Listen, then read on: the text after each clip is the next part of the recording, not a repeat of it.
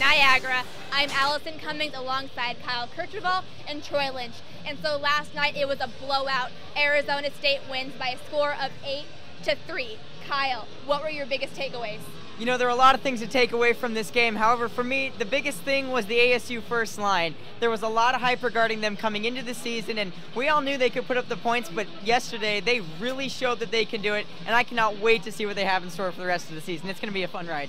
Right, you mentioned the first line, but how about the third line? Chris Burkemper, 2 assists, Tommy Cooney, Michael Cummings, each with the goal. But how about you, Troy? What are your takeaways? I'm going to talk more on the Niagara side. Some of my takeaways, Dalton Bew. That guy's a freshman, he's young, but he played like he was a senior out there. He had 2 goals, 2 out of their 3 goals, and then 1 assist by Tyler Stockwell. He played like a man last night, and I hope he gives his team the confidence that they can come out and beat the Sun Devils tonight. And Dalton Bew is going to be one of those newcomers that Niagara needs to take their hockey up to the next level. They've never been a top 10 team in the ACHA, and that's definitely a goal for them this year, and definitely a reasonable one because they are a great program. But speaking of that, what are they going to need to do now? They lost by 5 goals last night. How can they fix that? You know, one of the things they need to put an emphasis on is the power play. Watching it from up here, sometimes you really weren't sure who was on the power play because Arizona State, even with the man down, was doing a tremendous job of killing the penalty. And in fact, they had a shorthanded goal, and Sean Murphy almost had one as well, Ostertag. So, you know, they really need to take advantage of the power play because that's going to be, unfortunately, maybe some of the few chances they get offensively. So absolutely, power play is going to be big. And feeding off of your point, Arizona State doesn't give up too many opportunities. So when they do, Niagara needs to capitalize because matching the depth of Arizona State is hard. But what do you think they need to do? Well, obviously, they need to play lockdown defense. You know, Niagara, they didn't do a very great job doing that last night, let up 8 goals. But tonight, I definitely feel like they're going to play better lockdown defense. And when they get the puck, I think they're going to be a little bit more patient on the offensive side. When they get the puck, they're going to slow things down. I think last night they're a little too frantic. Now they're more mentally calm. They're going to hold on to the puck. They're going to be patient. They're going to be smart. And they're going to wait for those shooting lanes to open up and then capitalize on those moments. And you know, Troy, Coach Powers mentioned in the press conference following last night's game that Arizona State fires on all cylinders no matter what line is out there because of the depth. You can get through the first line, but the second line, third line, fourth line, all really tough guys, and you're going to see a mix-up in the lines here tonight. What do you think about that? Well, Jared Morris will be taking over as the extra player tonight, a guy that Coach Powers said he's really excited about. One of those guys that he said once he gets in the line, may never leave. So I'm really excited to see what he does tonight and how he takes advantage of this opportunity. And he looked really good in the practice on Wednesday that I went to. How about you, Troy? What do you take away from the roster change? Well, I'm just going to agree with anything Coach Powers does. Coach Powers, he's such a smart guy. He won ACHA Coach of the Year last year. So obviously anything that he does is probably the right move. So he might get some people in that probably didn't play as much last night, but whatever he does, I have total confidence in Greg Powers, and it's just going to be a good match tonight. Right, and I'm excited to see the penalty kill for Arizona State. Corey Chisholm, who specializes on the penalty kill, isn't playing today, so it'll be interesting to see who does. But now we're going to play a little bit of a game. We're going to do a little bit of a bet board. So who do you think will be the MVP of the game and why? My MVP tonight is going to be Sean Murphy. Sean Murphy had an awesome game last night, was all over the place on that 5-on-4 opportunity, had a big hit, had a big shot. I think tonight, statistically, he's going to outdo everyone. All right, going with Murph, and how about you? My MVP tonight is going to be Chris Burkemper.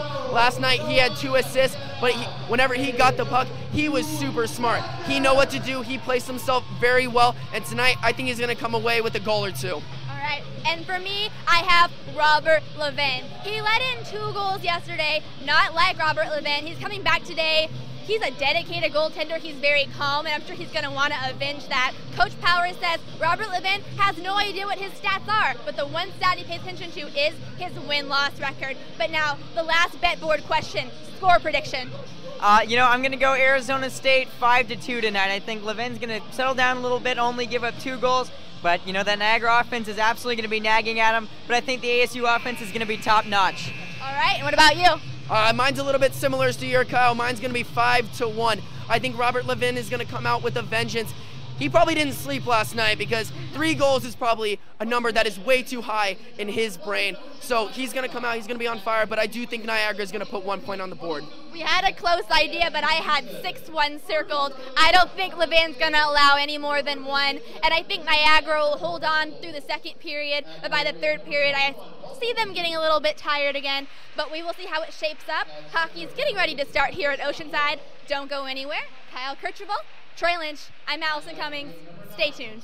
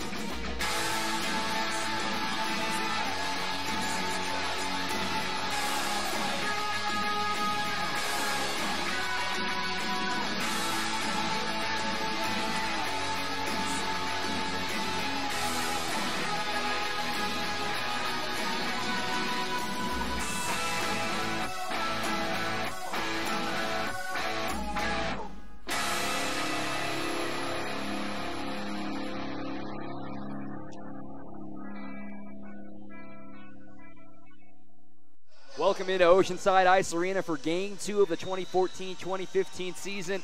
I'm Dominic Catronio with Jason Chesler. It's great to have you with us, but not going to have you for long as we got to toss it down to the ice for the national anthem.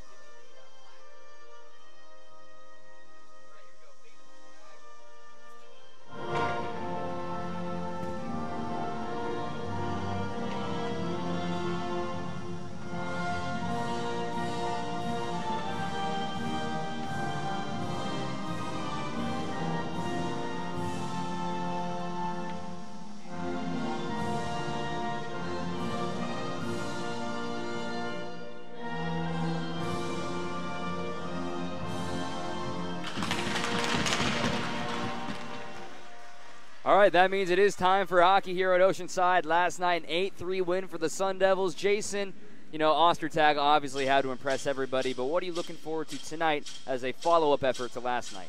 Well, obviously, we'll see if Ryan Ostertag can one-up himself with his incredible performance last night, follow it up tonight. What I'm excited to see is the bounce back from Niagara. This is a nationally ranked team in the ACHA, a team that we knew was hungry coming into this season. Imagine how much fire they're about to come out with in tonight's game. Well, an encore is going to be coming soon, and a little bit of a shake-up for both lineups tonight. With the starters anyway, ASU is going to start with their second line, whereas Niagara is going to go with their third line. And the third line last night really was the entire offense for the Purple Eagles, wasn't it? Absolutely. The only line that saw too much success from Niagara last night. Meanwhile, the second line of the Sun Devils looked great when they were out there. A lot of flashy play across the second line, good chemistry. It was the first line putting the points on the board. We'll see if Coach Powers is able to switch things around tonight. Well, the guy taking the opening faceoff for the Sun Devils will be Sean Murphy from Cary, North Carolina, and we're getting ready to start here at Oceanside Arena for Game 2 of the 2014 season.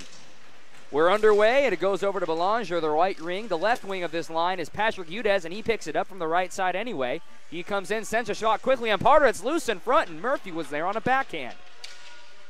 Tied up behind the crease, so just almost really 10 seconds in, ASU already has 2 shots.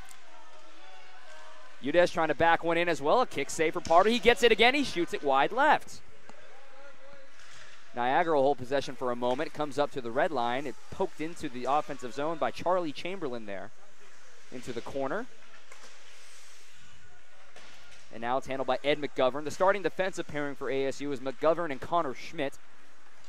Whereas the starting D for Niagara here is Max Highland and Seth Gustin. There's a shove. Puts Schmidt into the boards, but they've already changed their pairing right now. That was Jake Ryan laying out his body. Now Murphy, little wrister, goes off with the blockers. Udez came in crashing, popped up high near his eyes. Now it's rolling around to the corner. Chamberlain is there, but it comes up to the point. A wrister from Rivard, but it was deflected before it got to Parda. Bounced off the boards. ASU goes for a change as it enters neutral ice. Schmidt dumps it in. On the chase is Cooney. Ryan gets there first. The stick is on the ice. Now it's coming around here on the near boards, and Niagara will take it up. Mike Cummings there. He had a goal last night working against Jacob Ledyard, but now it's a huge hit. Ed McGovern hits the ice hard. Or excuse me, Gianni Mangoni. A high puck. Hey, look out to the crowd. Poor play there by Niagara. Someone's got a souvenir over there in the Sun Devil section. You've seen coming out of this one some big hits laid out by the Purple Eagles. They're keeping their defensemen fresh early on in this one. By the end of last night's game, they were worn out, but if they can keep this intensity up throughout tonight's matchup, we could be looking at a much closer game. The second of 2 between these 2 teams. They don't meet again.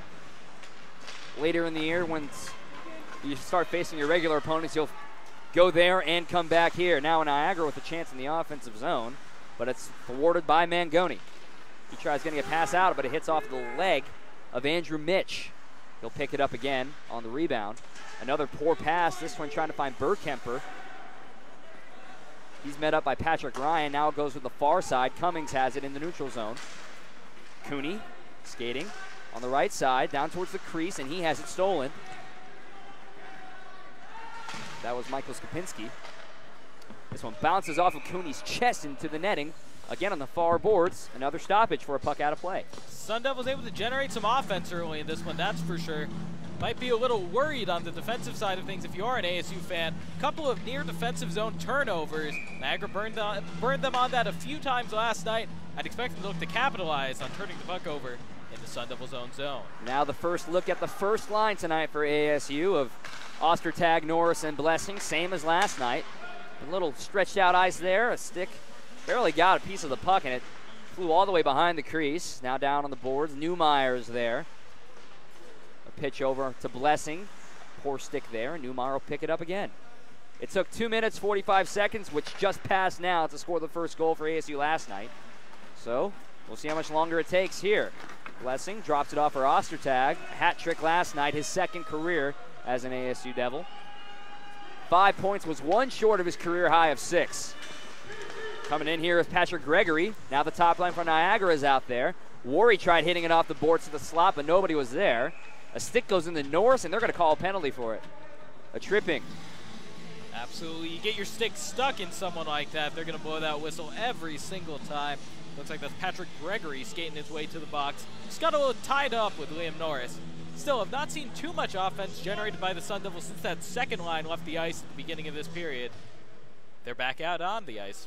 Take this face off of their attacking zone, up 5-on-4.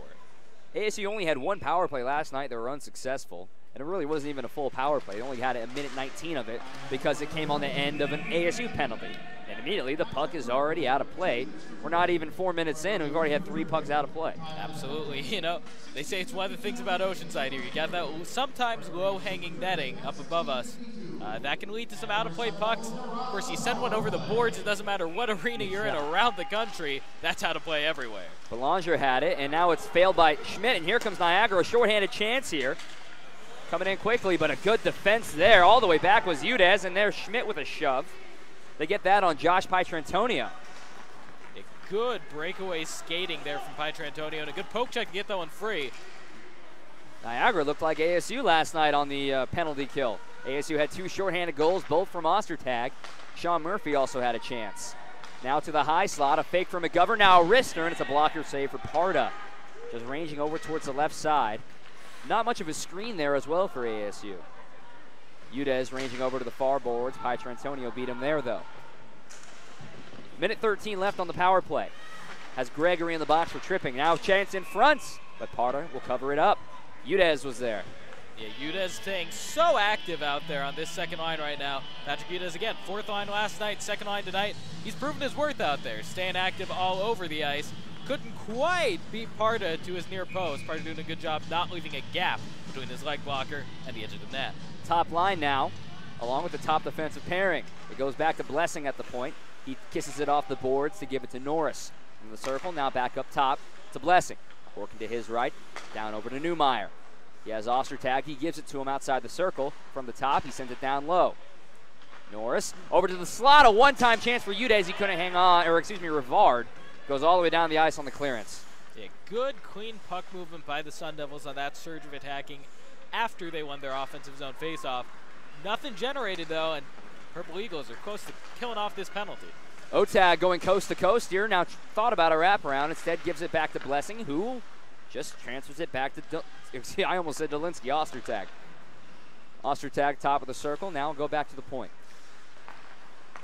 Now over to Blessing. Blessing down low to Newmeyer. Circling around, and they'll just keep on going. Norris up to Blessing. Now to Newmeyer. Back to Norris. Norris tried to get it back over to Blessing again, but just sailed wide. Time running out on the power play. Backhand chance in front for Rivard. He tried getting it to the slot. Now Gregory out of the box. Gets to retrieve the loose puck, and he'll just clear it. But icing is the call because he was behind the red line. Yeah, a little bit questionable decision-making there from Patrick Gregory. He came out of the box, granted no forward momentum, but that puck was sitting right in front of the penalty area. Surprised he didn't take that one, try to go, make a play for it himself. ASU was also in the middle of a change. They get their personnel out here on the ice. Currently 6 men on the ice for the Purple Eagles. They had some communication issues with that once last night as well. Get things cleared off before the whistle. This time, however. That was their only penalty last night. ASU had 4. 2 trippings, an interference, and an unsportsmanlike. Face-off won by ASU, but they're tied up. Quick shot there, but it goes just wide from Jared Morris, making his debut as a Sun Devil. He's the extra man tonight. Yeah, Jared Morris, new guy, getting a look as the extra man. From the MJHL. We're excited to see what he's bringing to the table in this one. And again, that extra man in the Sun Devil lineup, just filling spots here or there on a variety of lines. Also Kyle Bowen in as well, making his first start of the season. He played with the team last year. Temby is also on the ice at the point. That one was handled by Bowen, and now comes free over to neutral ice. Mangoni gives it to Bowen, who backhands it into the zone. Morris is in pursuit there, rattles all the way around, handled by Maley. Maley drops it off for Morris. Morris tried getting it to the slot, a shot from Bowen, but he had it stolen. Temby now keeps it in the zone. Almost 6 minutes elapsed. It's really been all Sun Devils. From behind the crease, a good touch from Bowen, but here comes Niagara on the other way. Bew now has it. This is part of that third line that was so successful last night. Chamberlain behind him. Morris is able to chip it out. Ryan over there in pursuit from Mangoni, or excuse me, from Belanger. Hits off of his skate, stays in the neutral zone, and Udez picks it up right off of the bench.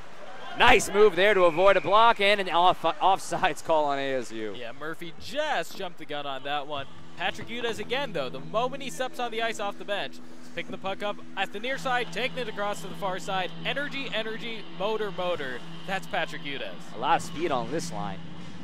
Belanger, Murphy, and Udez from right to left. Neutral zone face-off, won by Niagara, but it kicks forward into their offensive zone. Ledyard in pursuit. Schmidt gets there first. Comes all the way around. Now here on the near side, Murphy picks it up. He's got 2 jerseys around him, and he gets a shove from Ledyard. Comes up top, and Udez couldn't hang on to it for a moment.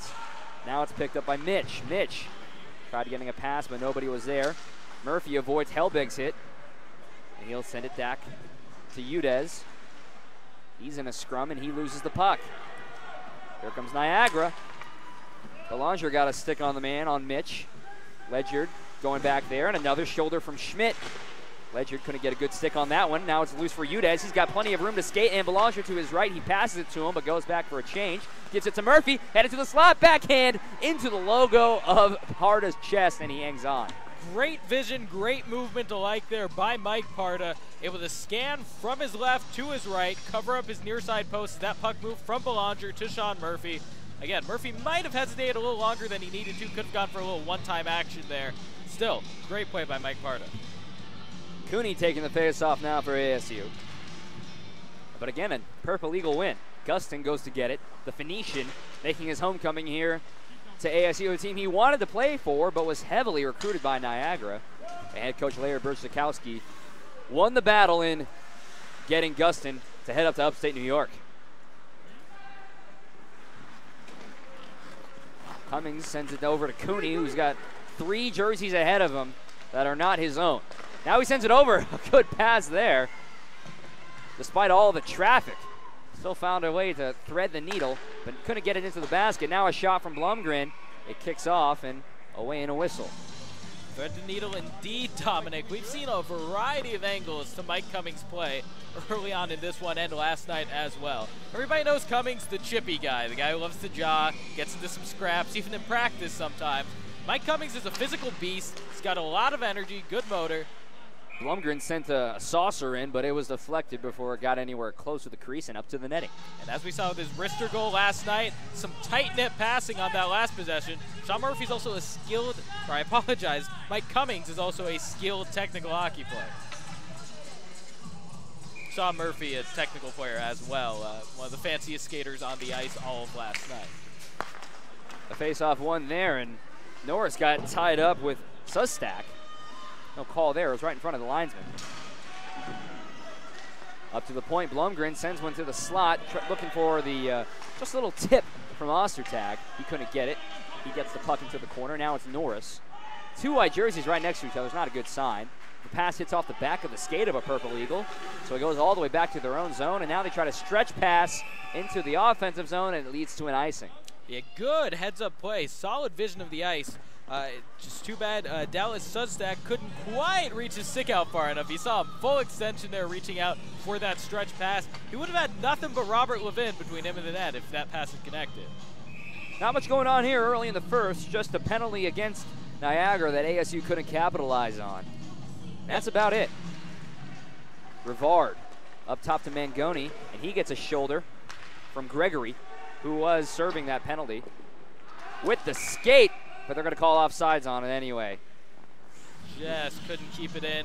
You mentioned it, Dom. It's a bit of a slow first period, not like last night's 1-goal first period, however. Yes, the Sun Devils are largely in control of this one, but it's not the kind of dominant, controlling offense we saw out of the gates last night. This has been a bit more of a back-and-forth hockey game, more contested in the neutral zone. Maley picks up the face-off win, then he gives it to Rivard. Now it comes loose, and Niagara picks it up. 3 men back on D for ASU, including Mangoni, Temby, and Rivard was back there to help out. It's behind the cage now. Pietrantonio as well as Russell and are tied up with Bowen and Mangoni. Now Temby is getting tied up. It goes over towards the right near side.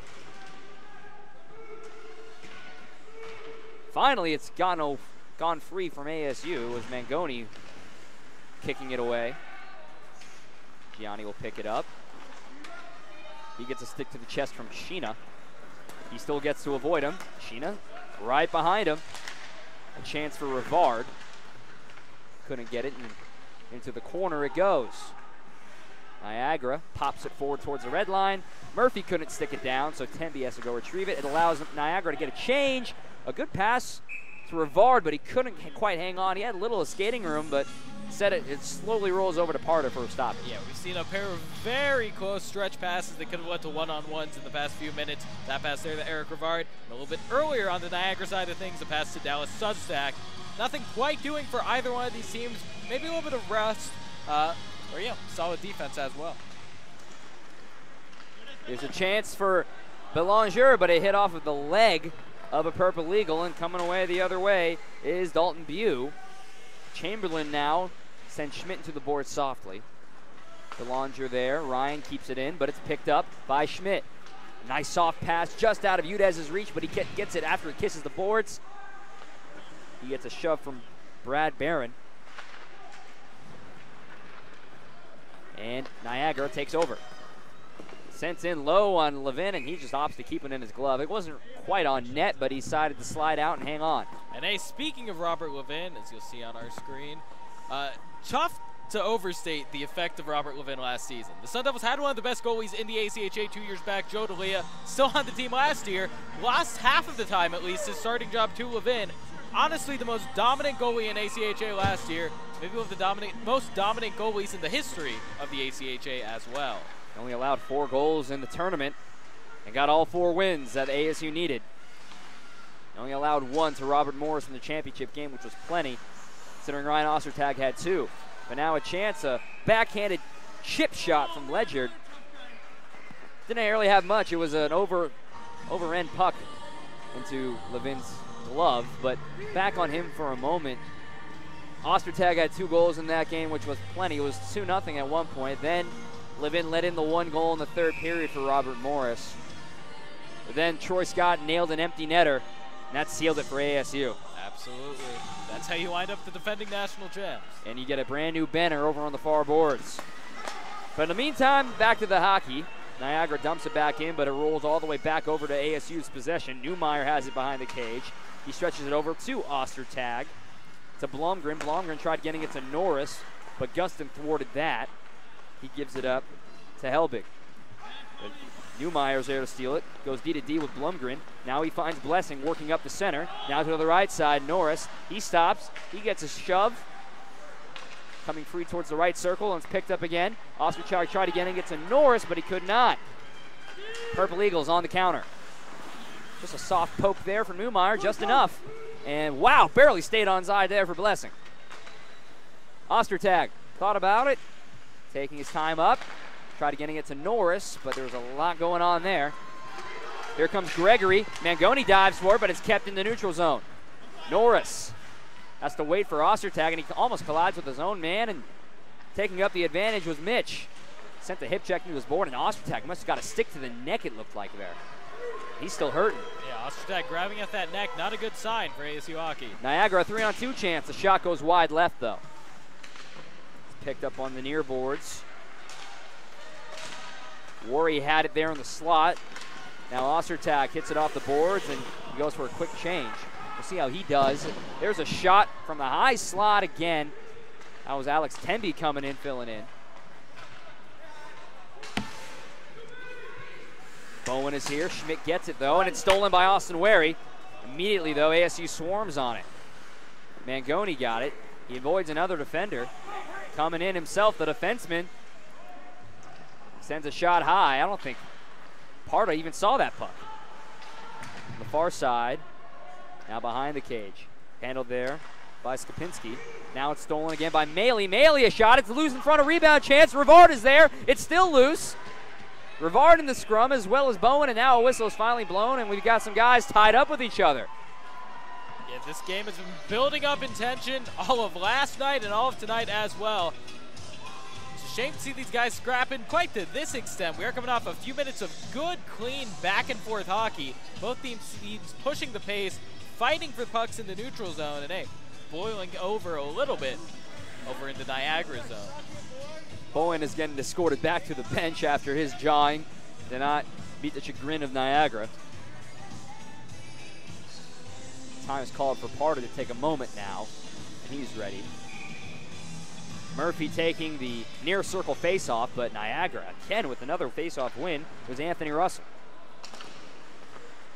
Belanger, though, got it. Now gets it to Murphy, a chance in front. Udez was there screening and serving as a deflector. Now Murphy. He's got 2 guys on him, and he goes down to his knees. Udez into the boards from Russell. Purple Eagles pick it up. Coming on here on the near side, Brad Barron has it.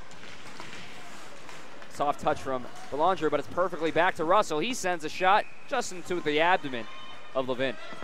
Still another shot facing Robert Levin. We've definitely seen a more active Niagara Purple Eagles squad so far in this one.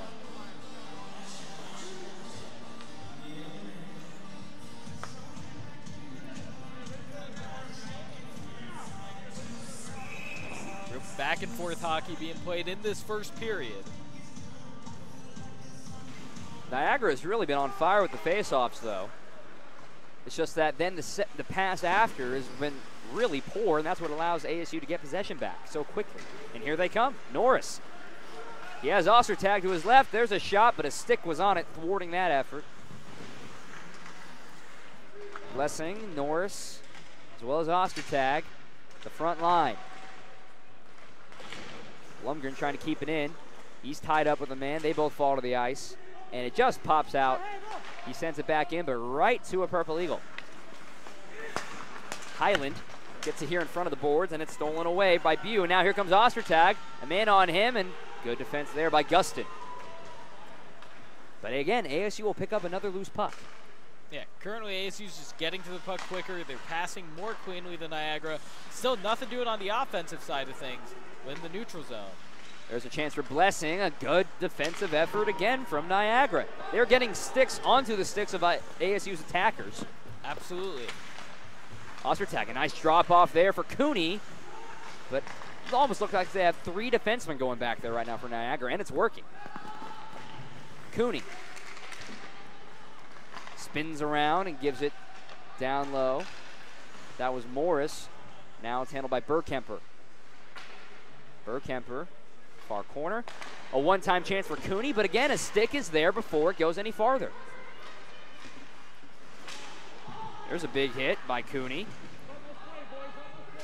Burkemper along the half boards. Cooney's there, now Burkemper gives it back to Morris, a chance in front, rebound, it's loose, and now a whistle is blown early. Whistle definitely an instant too early that time. Mike Parda had his glove over the puck. He never actually smothered it, and that puck drifted away from him. That could have been a chance for the Sun Devils. That puck did make its way out into the slot. Dangerous goalkeeping from Mike Parda, and maybe a questionable whistle. You can see it came loose immediately. Absolutely. ASU was right there for the rebound. We've gone almost 15 minutes without a goal, whereas last night it only took just under 3 minutes. It was the only goal of the first as well from Liam Norris. There's a chance in front. Bowen was there trying to get his stick on it to redirect it.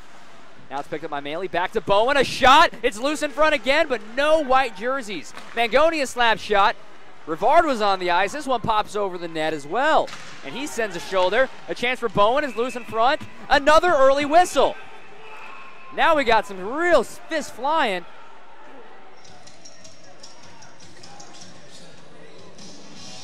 These guys are going at it. It looks like it's Eric Rivard once again on the Sun Devil side of things, getting into it.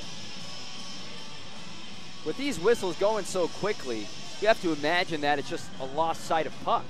Potentially. That puck did drift under Parda's leg blocker. That puck was about to be smothered by Parda. I do still agree with you, Dom. That whistle was too early. And honestly, you got to wonder sometimes. Referees, they're officiating. They're doing their best to try to keep things from getting out of hand with two teams who kind of don't like each other. Like this ASU and Niagara teams have been jawing all weekend. Sometimes they blow that whistle a little early, can end up causing more harm than good, escalate things a little bit. And Rivard will have to serve 2 minutes for a minor for slashing now. Let his temper get the best of him. So ASU will have to go on the kill. They were pretty successful on it last night. They let one in, but it was, quite frankly, in garbage time. The final minute of the game, a rocket sent in from the point last night. Absolutely. It was still a good power play goal. Chance in front, and Levin just opts to dive on it, and they're still letting them play.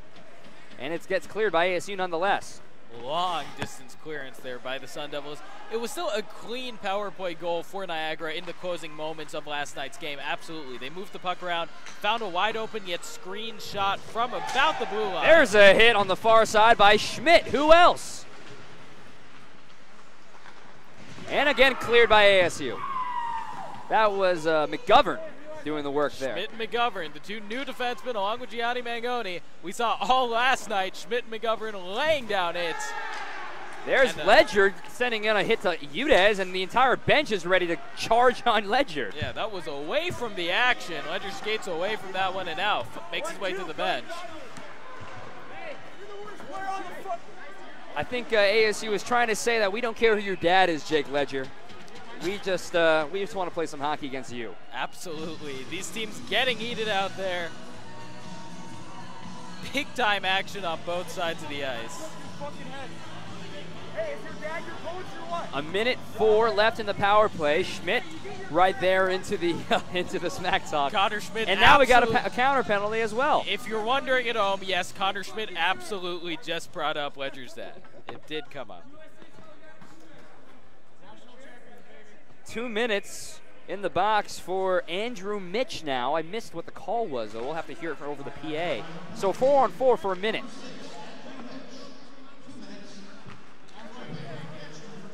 For tripping. Interesting. You know, tough to see with all the scuffling going on around the ice. Tough to believe that a tripping call gets followed before, you know, any kind of interference or more physical calls like that. So about a minute of 4-on-4. We saw 30 or so seconds of 4-on-4 last night. Neither team really able to take advantage of the more open ice space during last night's 4-on-4 sequence.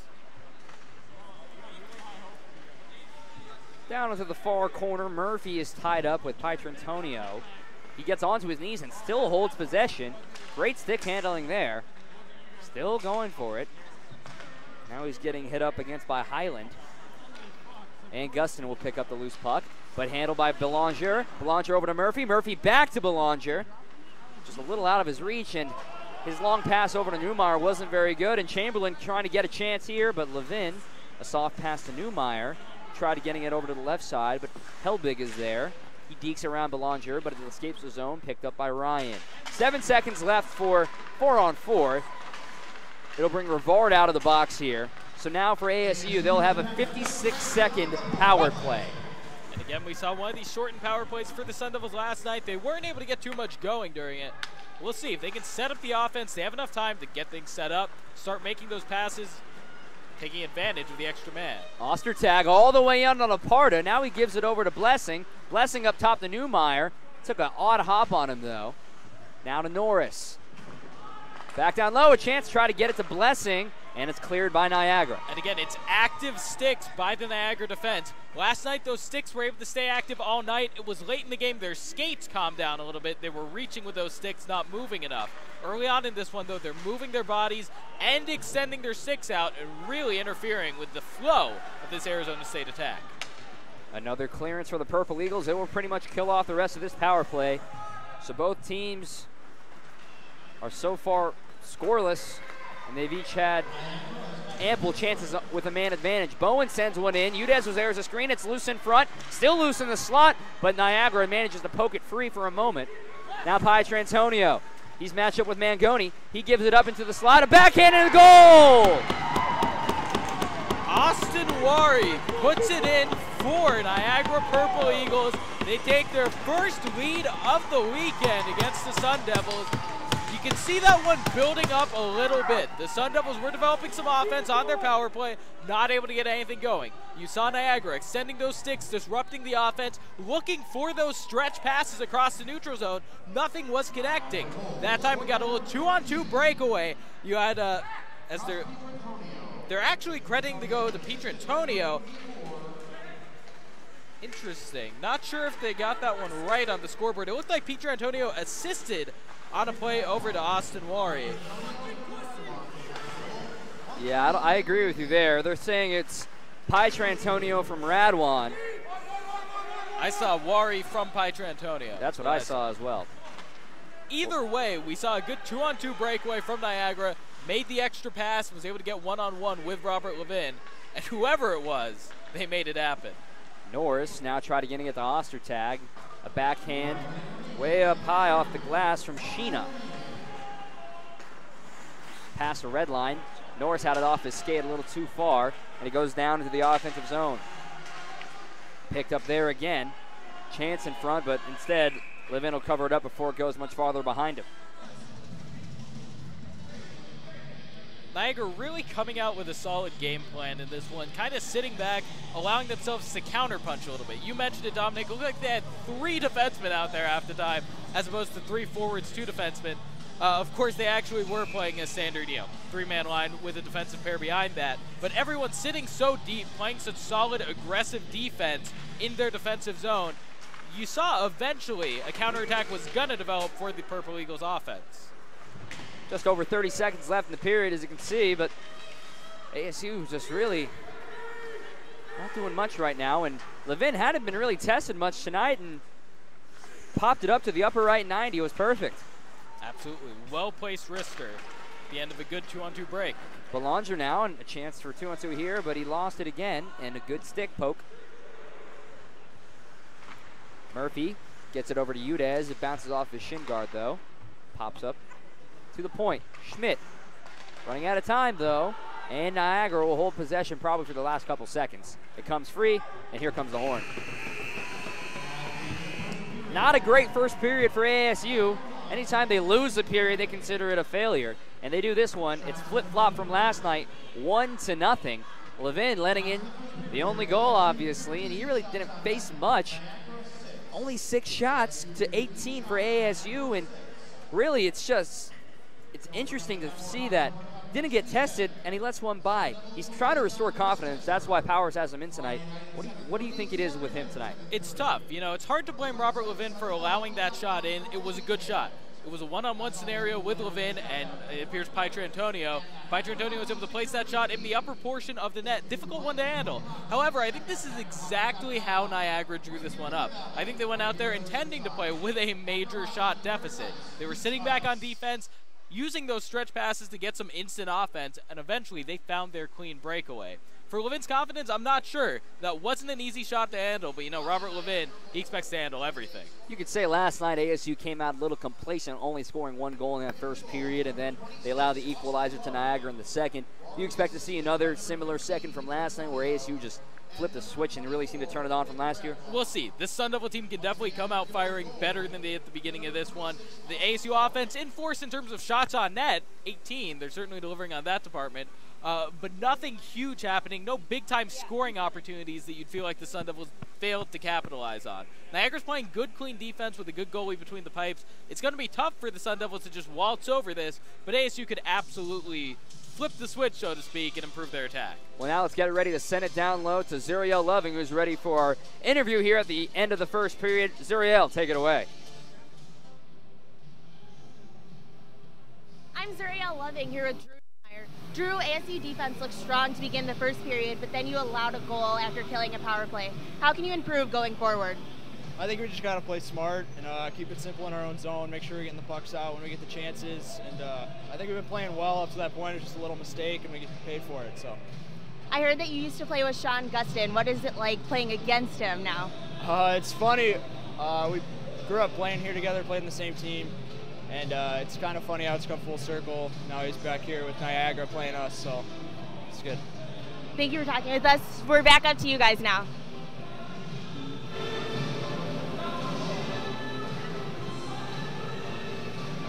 Thank you.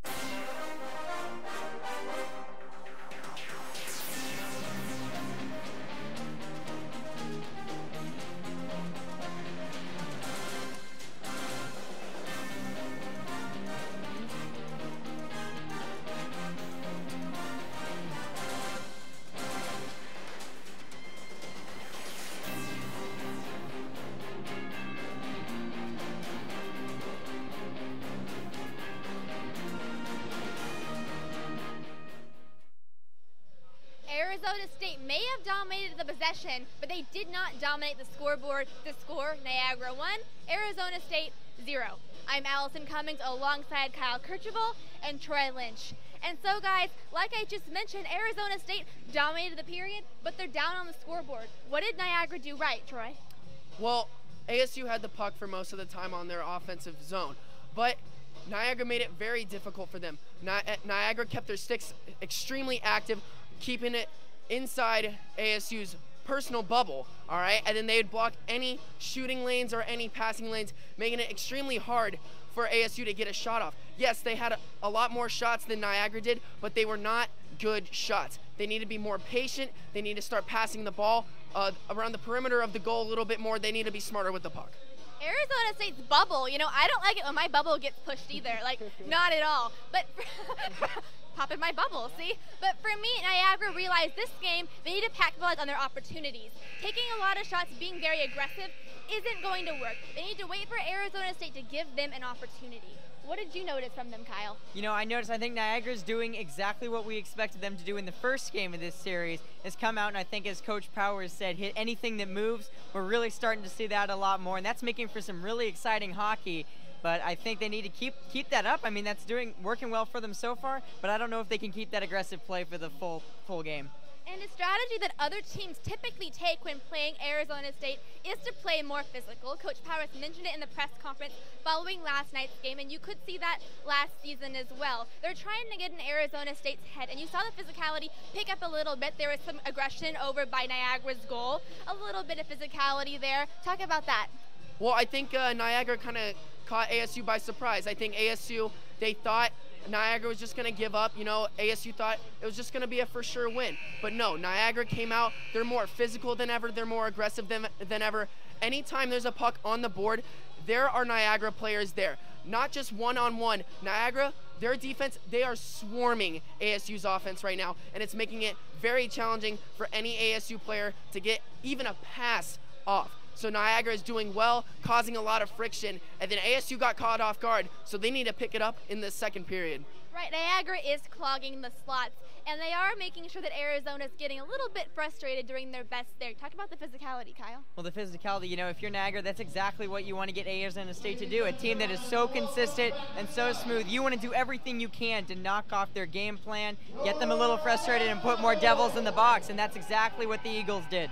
Well, we will see Niagara's strategy coming up during the second period to see if it continues. The score is still 1-0, and we'll see what shapes up. For Troy Lynch, Kyle Kirchhoff, I'm Allison Cummings. Now back to Jason and Dom.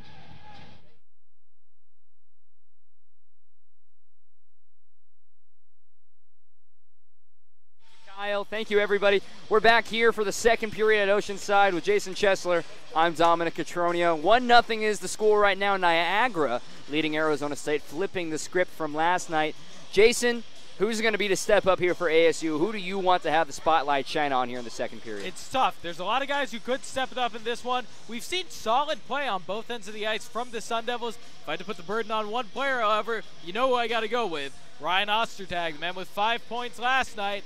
Got to step it up for his Sun Devils tonight. We've seen him when the going gets good. He can take the scoring burden in those cases. But if he really wants to be the offensive leader for this team, he's going to need to step it up when the team can't score goals. Well, Niagara just looks like a team with fire right now. I mean, after they scored that first goal, the whole bench was just in celebration. They've been getting physical with ASU. Do you think that's going to be a continuing trend for the rest of the game, the physicality anyway? Absolutely. I think that physicality is a key part of Niagara's game plan, and hey, I think it worked to perfection in the first period. Well, now let's get down to the action. Second period face-off, again taken by the second line of Sean Murphy, and they'll come away with it. And that's another big thing that ASU is going to have to key on. They lost easily a majority of the face-offs in the first period, and granted the passing wasn't very crisp from Niagara, as one is from right there. They still managed to not really be outpossessed. It was pretty even, despite the shots being so ASU heavy. Absolutely. ASU was firing more, but they were not in total control of this game. That goal from Niagara was no fluke. That was them playing their game plan. Coming back the other way is Niagara. Chamberlain chasing up the left wing. And it comes all the way down the ice, though, for an icing before we can get there. But again, you see the moment that puck winds up on a Purple Eagle stick, they're looking to stretch the Sun Devils. They're looking to push through the neutral zone, take it in, maybe get a breakaway goal once again. And they always have a body between the shooter and Parda. It seems every one of these shots has been deflected since early on in the first. Face-off won by Niagara. Pass forward by Skupinski. Misconnected. Dumped back in by Mangoni. Osterchak trying to get it behind the cage, but there waiting for it was Ryan. Gives it over to Temby, sends a shot, but off the skate and a hand of Skupinski. And he's already got the glove off, and he's feeling his left hand. He goes to pick it up, and he's going to be coming off the ice pretty soon. Parda ignores the commands to hold it, considering he's got an injured defenseman in front of him. And now he's finally going to have a chance to get off the ice, because coming in here is Andrew Mitch. He sends a wicked wrister high, though, way upstairs. Blessing now comes in the neutral zone. He shoves a man down. Niagara wanted the call there. Instead, it won't be. Mangoni, slap shot and goal! Parda couldn't hang on to the glove. What a slap shot from Mangoni. This game is tied. Say hello to Gianni Hockey, Sun Devil fans. Gianni Mangoni, I was hyping it up before the game last night. This is a puck-moving defenseman. Mangoni likes to hit people, he plays clean defense, but he can be a little undersized out there. He makes up for it with play like that. Sees the ice well, moves the puck like a forward part of the time, and a vicious, wicked slap shot. Too hot for Mike Parda to handle. Practically tore the lacing off of the glove on that one. It definitely caught a good meat of it. Absolutely. And still got through. Absolutely. For an ACHA level goalie to get glove on a puck, that is almost always a stop puck. These goalies are so strong, they have such good fundamentals, they'll stop anything that comes near their bodies. Plenty of ice in front of Cummings here. He got a good pass. Newmeyer trailing, a shot, kick save, rebound chance for Cummings, or excuse me, Bergkemper, covered up there by Parda. Again, they're trying to catch Parda, maybe back on his heels after allowing the goal. Parda quick to react to that one, allowed the rebound, but still able to react and smother the loose puck in front of him. And all of a sudden, the Niagara energy has been sucked out. They gave up back-to-back quality shots there after the goal. Fans getting into it too. Cooney taking the face-off here. Only a minute 40 into the period. Bergkemper sends a quick shot, but it's off of a skate again. Cummings over in the far corner. Waiting for it. It hits off of Bergkemper's skate. It comes free for a moment. Cummings has it again from the right side. A shot off the back of the netting. He picks it up, his own shot now. He gets hit by Helbig, and time is called. Net become dislodged? It did. Seems to be the call. Net knocked off. And you're right, Dominic. It's just a tied game right now, but ASU has absolutely seized the momentum in this one. They're not just controlling on the shots, on the shot differential side of things. They're actually controlling possession and pushing the pace in their own right, controlling things in the attacking zone and not allowing Niagara to use those stretch passes. Getting a new puck here from the scorer's table. 1-1. Mangoni tied it up with a slap shot. Bowen real low here, getting ready to take the face off, but Niagara comes away with it. That one won by Sustak. Ryan chasing it behind the netting. Gregory picks it up, gives it back to Sustak. A poor pass there. Bowen had it, back to Sustak. He picks it up from the blue line, sends it in front of his bench. Waiting for it, there's Newmeyer after the ricochet. Blumgren now, the captain. From behind the cage, works forward. Rivard, he was just out of his reach, and Ryan will work out of his side. Up ahead to Sustak, out of his reach. Icing waved off immediately, and now coming into his own goal. I think that was Newmeyer. Lost his footing for a moment and went feet first into the goal. Yeah, a little bit of miscommunication there. Drew Newmeyer lost his balance as he was kind of combating things with his own captain, Brett Blumgren. Well, you talk to any of these guys, you ask about the conditions of the ice here at Oceanside. While it's an ample home for the Sun Devils, it's not the same as, it's not the best quality ice. A shot goes in on Levin and he covers it up with a glove. The guys complain that it can't be too soft at times. Absolutely. And right now, coming out of the break, it's already got, it's still pretty slick, and that's probably what happened there.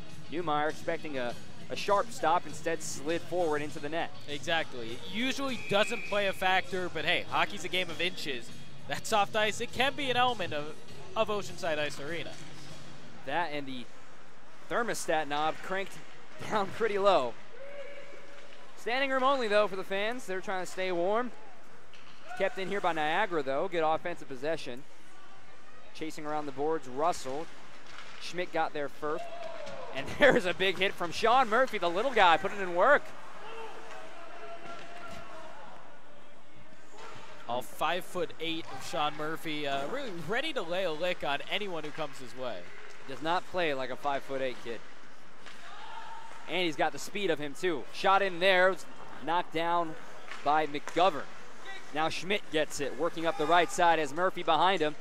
Nice deke there, and it's sticked away by Parda. Picked up again by Schmidt. A wraparound chance, rebound in front, handled by Parda. Finally, we see the Sun Devils get things going again in their attacking zone. That was one of the longest attacking sequences we've seen from Niagara. Still, I don't think the Purple Eagles should fall into the trap of trying to really attack straight up against this ASU defense. They need to stay back in their neutral zone and defending zone like they did in the first period and wait for those stretch passes, wait for those counter punches. Norris was in on the face-off, but there's one by Tyler Stockwell. This one comes all the way down for Mangoni. Chamberlain behind him, and he gets a shoulder from him. Mangoni hits the ice, comes up ahead to Blessing. Top line out there and plenty of room. Ostertag just beyond the outstretched tape of his stick. Mangoni works it up himself.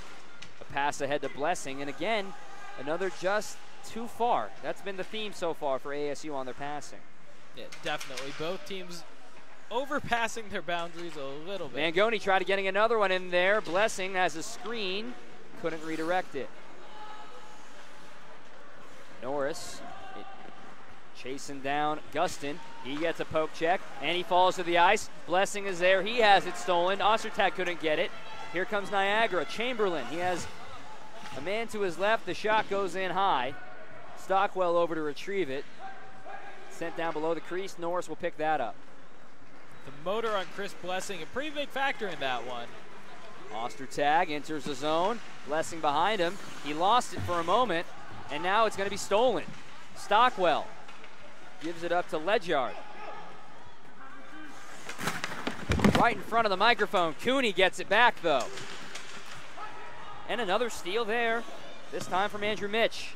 Puck comes up high, knocked down by Ledyard. 4 white jerseys crash in on him as the puck goes into the zone. This one pops up high for Mitch in front of it. Burkemper's there. They tangle their bodies up. Ledyard picks that one up. Blumgren around over to Newmeyer. The physicality is taken a notch down, but still, the bodies are colliding, but not so much with the fists as well. Burkemper gives it over to Cooney, but instead it's picked up by Newmeyer, who extends the pass over to Tommy. Cooney has shot, kick save. Another one on the rebound, though, goes behind the cage, goes to Cooney off her Blessing stick. Now Burkemper has it. He gives it back up top to the point. Blumgren thought about it, instead gives it to Burke. And it's all the way over to the near side half boards.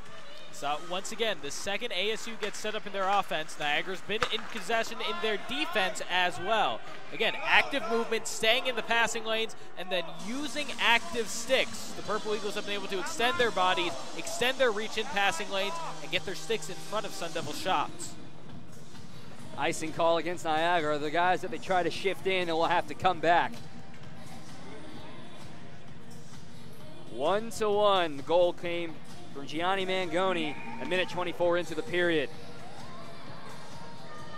A slap shot that would have lit up radar guns across the country. Face-off won by ASU. Schmidt from the point. Sends it down low. Now Norris trying to get it out of the skate. Ostertag is there as well. Norris, the assistant, gives it to his fellow assistant. Ostertag. A stick is dropped by Ryan. Purple Eagles commence in on the offense, trying to thwart the forecheck. Blessing into the boards. Helbig is tied up with Ryan and Norris. Norris down to his knees. Blessing gets it. Now it's Norris. Back and forth we go. Gets it up top. Ostertag wound up, but he couldn't get it very far. A good stick from Niagara. Poor pass, though, for Gregory. McGovern gets there, sends it back to Blessing. A poor pass, intercepted by Ostertag. They get back on side. A wrister, broken stick goes to the left side. Bowen picks up the loose puck. And another pass just barely tipped away by Niagara, and Schmidt will go get it across the red line. He gets sent down to the ice by Gregory. No call there. Ryan picks it up in front of his own net, sends it ahead. This is Sustak. 3-on-2 disadvantage for Niagara, and ASU gets there first. Now here comes plenty of space for Schmidt. He's got Ostertag to his right. Chance in front, rebound, but it's swatted away by Parda. Under 13 minutes left in the second. Bowen tied up with the referee. Now he regains possession from the dot. Misses it just a little left and high. Comes up to Schmidt and back down through the Gatorade signage. And Schmidt will come off the ice, replaced by Temby. Bowen to Rivard, a shot, splits, and a glove. Just didn't quite swallow it up, though. It allowed a chance for ASU to get another rebound, but nobody was there. Niagara trying to get it back, and here they come. Anthony Russell, but Sean Murphy is there, tries to spinorama. Mangoni is there as well. Worry, the goal scorer, wanted a little more action. He couldn't get there as well. It's been a while since the stoppage. Russell keeps it in. Maley, as he's falling, gets it out of the zone. Picked up and sent back in by Brad Barron. We haven't seen Skopinski return to the ice. Looked like he hurt his left hand. His glove had come off, and he immediately was holding it. ASU on the counter. Rivard. Mangoni coming in as a defenseman. Gets it to the slot, but nobody was there. Puck comes loose back to the red line. Belanger. Almost been 3 minutes since the last stoppage. Loose puck. Belanger is there. Now Murphy almost laid a shoulder and almost stood on his feet. Pietra Antonio got the worst of it, though. Blomgren working into the slot. This one goes high. A couple bodies collide in front of the ASU locker room. A good hit there, and now penalties coming, and now we got fists flying. Patrick Udez tied up with a man, and he brings him down. You can bet Patrick Udez, all hustle, all hard out there. This game's been getting physical, getting chippy. And Udez, a hustle guy like him, he wanted in. You can see exactly what happened over in the near corner of things. But boy, this game has been building to that pretty much all night, Tom. These guys have been going at it, they've been jawing, they've been scrapping around, and finally, looks like it was Udez tangled up with Patrick Ryan that eventually made their way to the ground. You have to wonder if the captains will meet here. Blumgren and Patrick Ryan. I apologize, Jake Ryan, not Patrick Ryan. Ryan. There are two Ryans, and they're both defensemen, of course. Exactly. Udez tangling up with a defenseman. Forwards a lot of times expected to back down from those.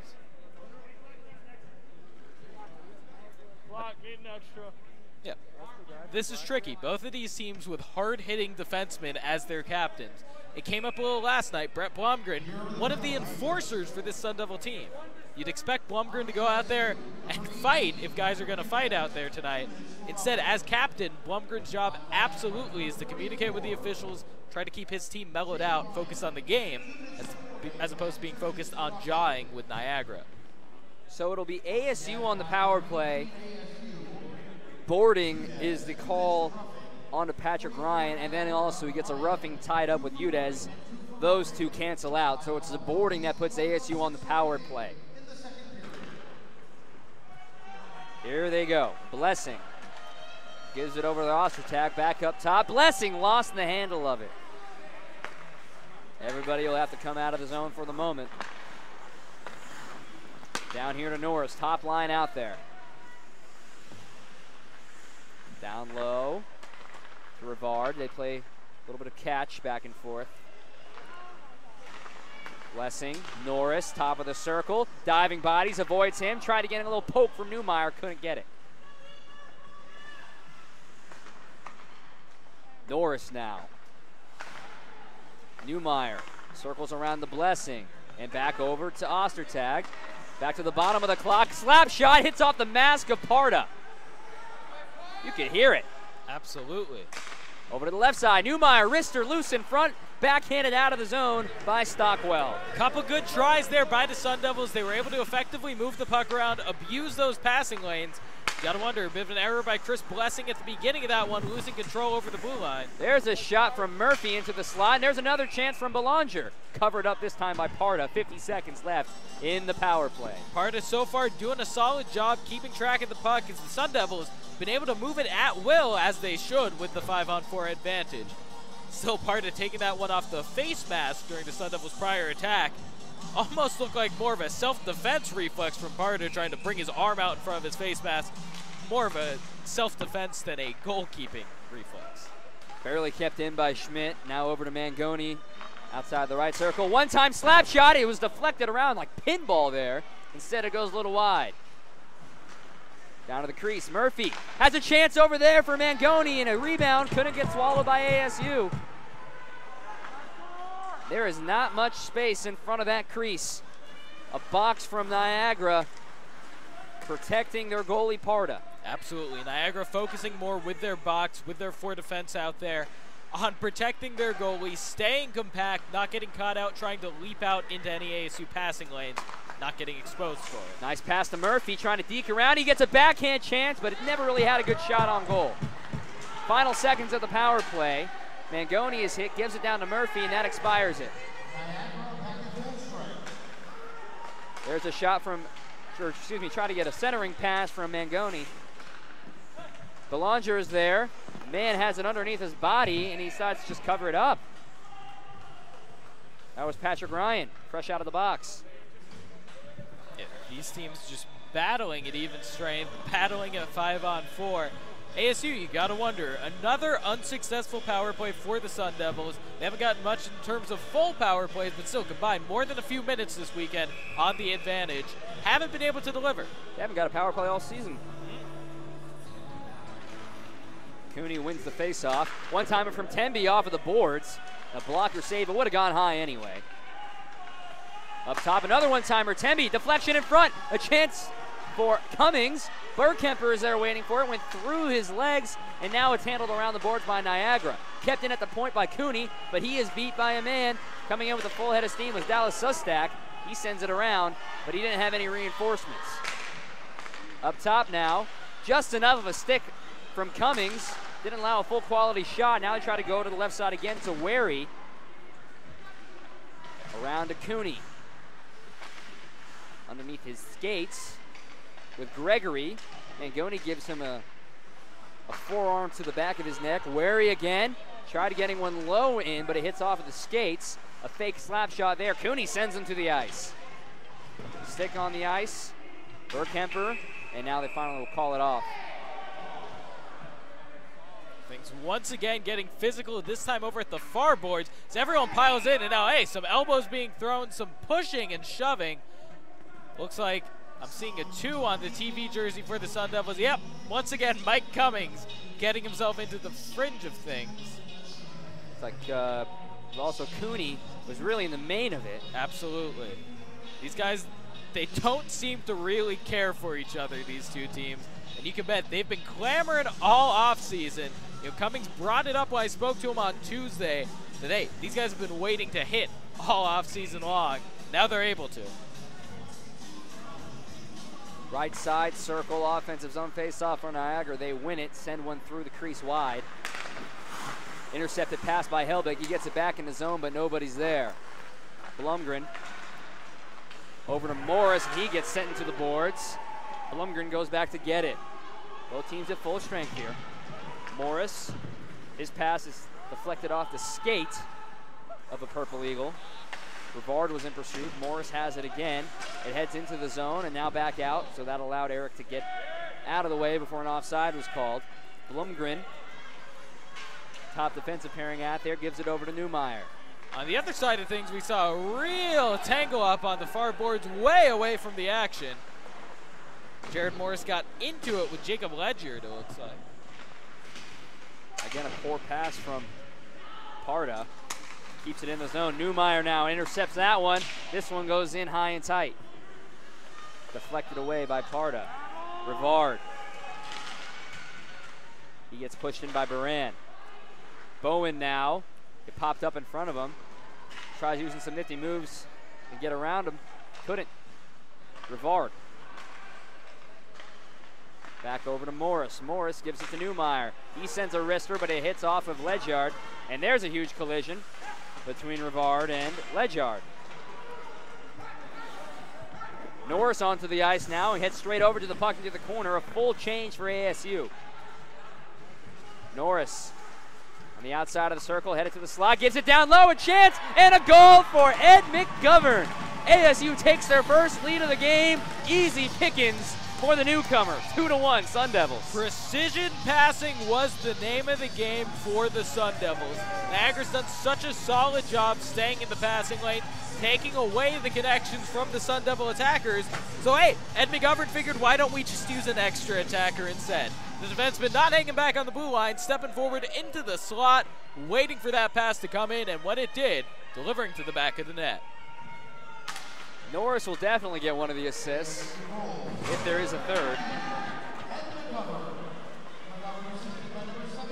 They also give one to Ostertag, so hey, it's a day ending in Y, so give Ostertag a point.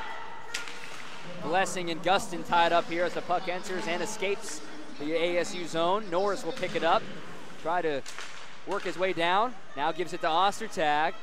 He resets. Norris. He's being pursued by Mitch. A chance in front, a diving body, and Gustin covers it up. And there's a shoulder to the back, and now another fist. There's got to be a penalty here somewhere, right? Yeah, Max Highland came in after the action that time with the shove. I think saying that Seth Gustin on the ground was being poked at with some sticks. Defensive pair looking out for one another in that one.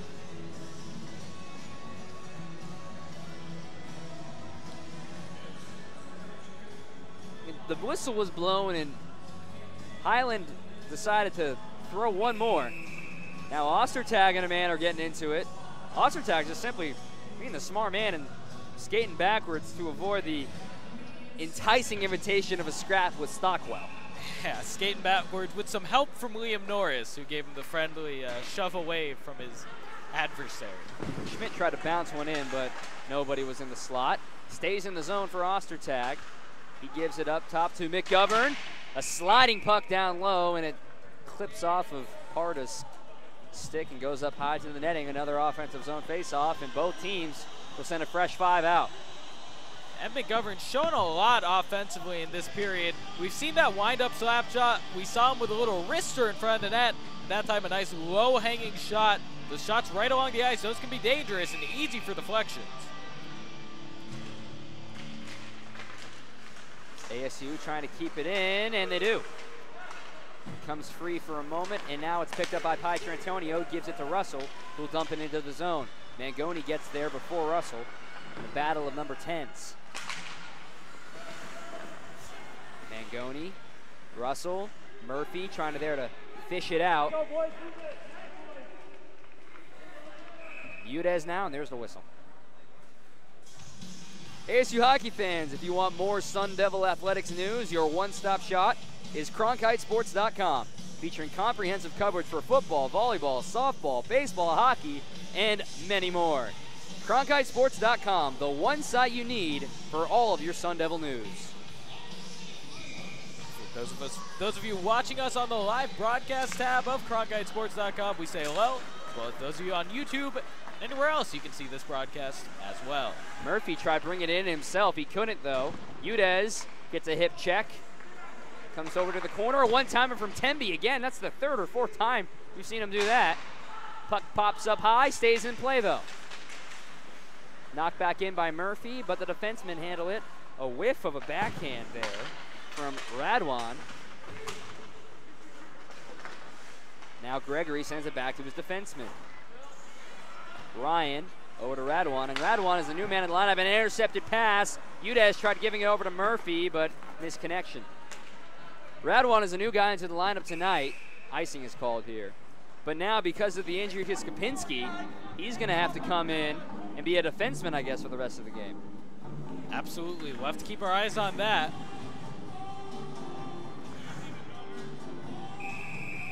Injuries are a factor. You don't root for them, obviously. You never want to see anyone go down. It's a violent game out there in the game of hockey. We've seen that tonight. Freak things a puck off the hand. That'll hurt you out there. The faceoff goes straight over to Parda's glove. And he covers up. It's been a long period. 2 goals for ASU to take the lead.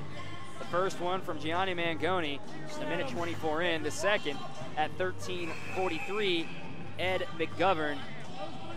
Just enough of the stick precision in front of the netting. It's just easy pickings for an elite hockey player in the ACHA. Ryan bringing it up, but it's stolen by Bowen. Trying to work it the other way. Cody Helbig gets there. Rivard gives him a shoulder. Ledyard got enough of his stick on it to get it into the zone. Newmeyer, the defenseman, gets it, but he falls to the ice. Gives it up top to the point. Back down over towards the man. Levin is tied around, and time is called. I don't think it was because he covered it up, but the net became dislodged. The man is on the ice as well. Tough, close call there for the Sun Devils, for the officials. Hey, for the Purple Eagles as well. Maybe ASU, the beneficiaries of an early whistle that time. You're right, Dom. The net came off. Levin may have smothered it. But for an instant there, that net was on and that puck was loose behind Robert Levin. Dangerous scoring scenario for Niagara. It seems like the Purple Eagles have come back alive following that little scrum we had in the middle of the second. Tyler Stockwell and Tommy Cooney. Far circle face-off. Face-off won by ASU. Schmidt couldn't find it for a moment. They sent it around to McGovern, who will circle it down here to Cummings. Cummings, stretch pass across the ice. Bergkemper gives it to Cooney, a shot! They count it, it's a goal! Tommy Cooney, his second goal in as many nights, and also extends the lead, 3-1 for ASU. Absolute beauty of a one-timer from Tommy Cooney. He was nearing that near post. Tommy Cooney inches away from that post, just adjusts his stick to flick that puck by goalie Mike Parda. And you saw it, so close to the post, he went down afterwards. Cooney lost his stick. So much impact right around that goal, and just enough composure to put the puck away for Tommy Cooney. Also gets it from Bergkemper and Cummings. Oh wow, they're gonna give one to Schmidt? That doesn't make sense. Cummings had it up here on the near boards, and then he gave it to Bergkemper. Another chance for Cooney, but Gustin's stick deflects it up to the netting. I'm giving that assist to Cummings, not to Schmidt. I'm with you on that one, Dominic. So give the goal to Cooney, assist to Bergkemper and Cummings. Norris. 3:20 left in the second. 3 goals for ASU. There's a soft puck in, it hits off of the leg of Gustin and into the neutral ice. McGovern. In front of the national champions banner. Schmidt now to Ostertag. He'll dump it in, trying to get it to Norris. He gets the perfect deflection off the boards. A poor pass there. Blessing was there, and a huge collision there. Almost knee to knee, and they will call it. Knee to knee between McGovern. I can't tell the number. The Niagara bench saying McGovern put his knee out there. From here, that looked like a more incidental collision. We've seen so much scrapping in this one. And that looked like the biggest impact of all for Charlie Chamberlain, who glided. Knee to knee hits are illegal. That's what the conversation is. Absolutely. It looked incidental from up here, but again, we did not have the absolute angle on it. But all 220 pounds of Ed McGovern gliding at full speed with anyone, it's going to be dangerous. Just under 3 minutes left here in the second. Norris.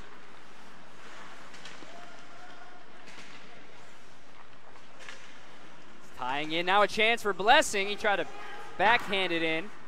McGovern now keeps it in at the point. A knuckle puck goes high though. Here in the corner. Now back around the boards, and McGovern will retrieve it again. He sends a puck that doesn't escape the ice around the Norris.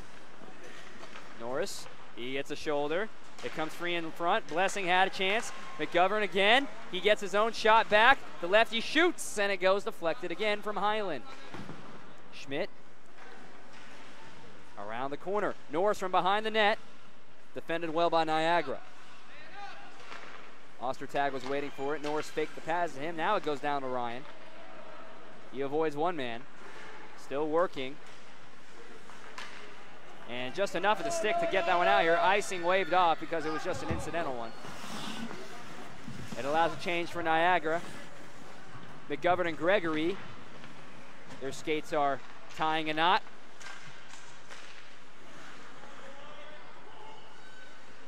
Spinorama there from Helbig. Managed his way to get all the way to Levin, but he swallows it up. We'll play it back a few chances here that we've had recently.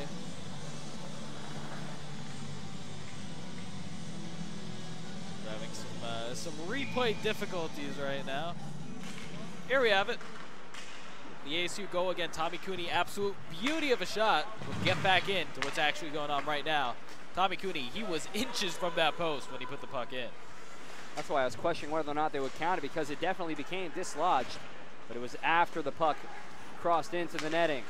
Tommy Cooney's stick became dislodged from his hands as well as he banged up against the netting. Belanger tried getting it. He couldn't. Udez was tangled with Helbig. Puck came in on the hands of a Purple Eagle. Now a wrister for Mitch. Levin couldn't handle it. A rebound goes over to the left side. 1 minute to go. Much better period for ASU. They want to end it with a 0 hanging up on the board. Belanger picks it up, tosses it over to Udez. 2-on-3 advantage for Niagara. The shot from Udez deflected to the netting. Udez getting the game back out there after the little scrap he had earlier on in this one with none other than Jake Ryan. Or was it Patrick Ryan? Both Ryans out there defensively. Patrick Ryan was the roughing and the boarding call. Got into it with Udez earlier. Since then, we've seen a little bit less movement out of Patrick Udez. Maybe a little in his own head. This Niagara physicality, it seems to be working to some extent, at least, getting the Sun Devils off their game plan. Final seconds, but offsides call against Niagara will hurt them. Trying to answer these 3 straight goals from ASU. Purple Eagles started the period a 1-0 lead. Goals from Mangoni, McGovern, and Cooney.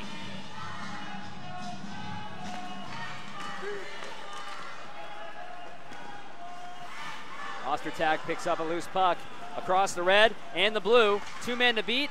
Another stick in the way of the shot and into the netting. And absolutely, Dominic, I think we saw Niagara get a little bit away from their game plan in this period. ASU was able to step their game up another notch. They've been just a little bit quicker, a little bit crisper offensively. The sticks that were getting in the way of their passing and shooting lanes in the first period, well, ASU was skating right by them for a large chunk of this second period. Niagara's gotten back into the game with some of the physicality, some of the scrapping.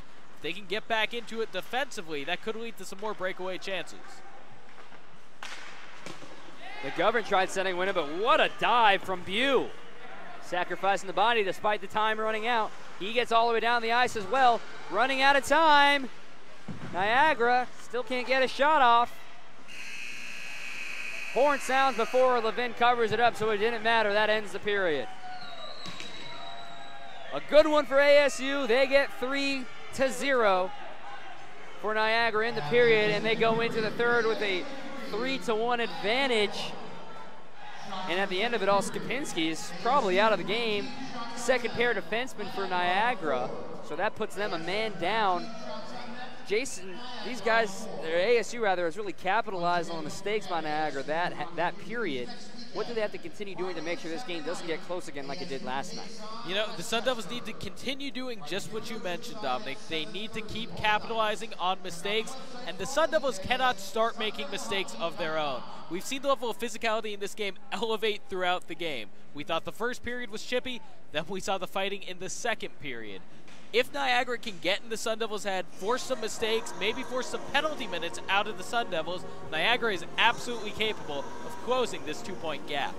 Well, 2 goals in hockey is pretty dangerous, but before we head to the second intermission, we're going to send it down to Zuriel in a moment. Jason, give me your one key thought, though, before we head into the third. Physicality. Physicality is my #1 thought from this game. Both teams trying to out-muscle each other. it worked out for the Sun Devils in this period. They put 3 goals up on the board despite the fact that they may have been getting shoved around for parts of it. We'll have to see how this plays out in the third. Are these teams going to stay as chippy as they have been? All right, we're getting ready to toss it down to Zuriel. Go ahead and take it away. Zuriel Loving here with Gianni Mangoni. Gianni, you just scored your first goal as a Sun Devil. How does it feel? Pretty good. Team's playing well, so hopefully we get the win tonight. It's been pretty chippy out there, I've seen. How do you not let that affect how you play? You kind of get used to it after playing for so long. You just block it out. You know you're better than them, so you just keep playing hockey. I've heard the nickname Gianni Hockey floating around. There's even been a hashtag started on Twitter. Yeah. What are your thoughts? I don't mind it. It's kind of cool. It's pretty different, so I haven't heard it before, so it's kind of cool. Thank you, Gianni. I'm Zuriel Loving. Back up to the booth.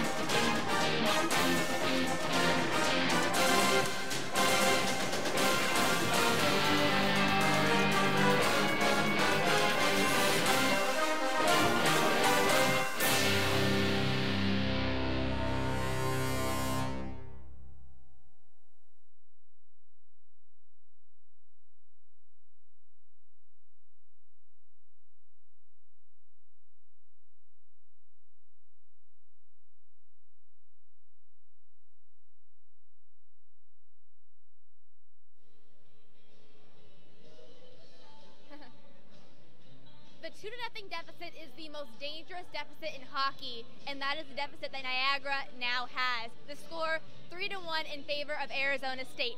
I'm Allison Cummings alongside Kyle Kirchhoff and Troy Lynch. And so, guys, as mentioned, Arizona State tacked on 3 goals that period. How do they open it up? You know, Arizona State just doing a great job staying under control. You know, Niagara really wants to push the tempo, really wants to get aggressive, and the key to Arizona State's offense has been patience and letting the shot lanes open. They've been taking great shots from the perimeter.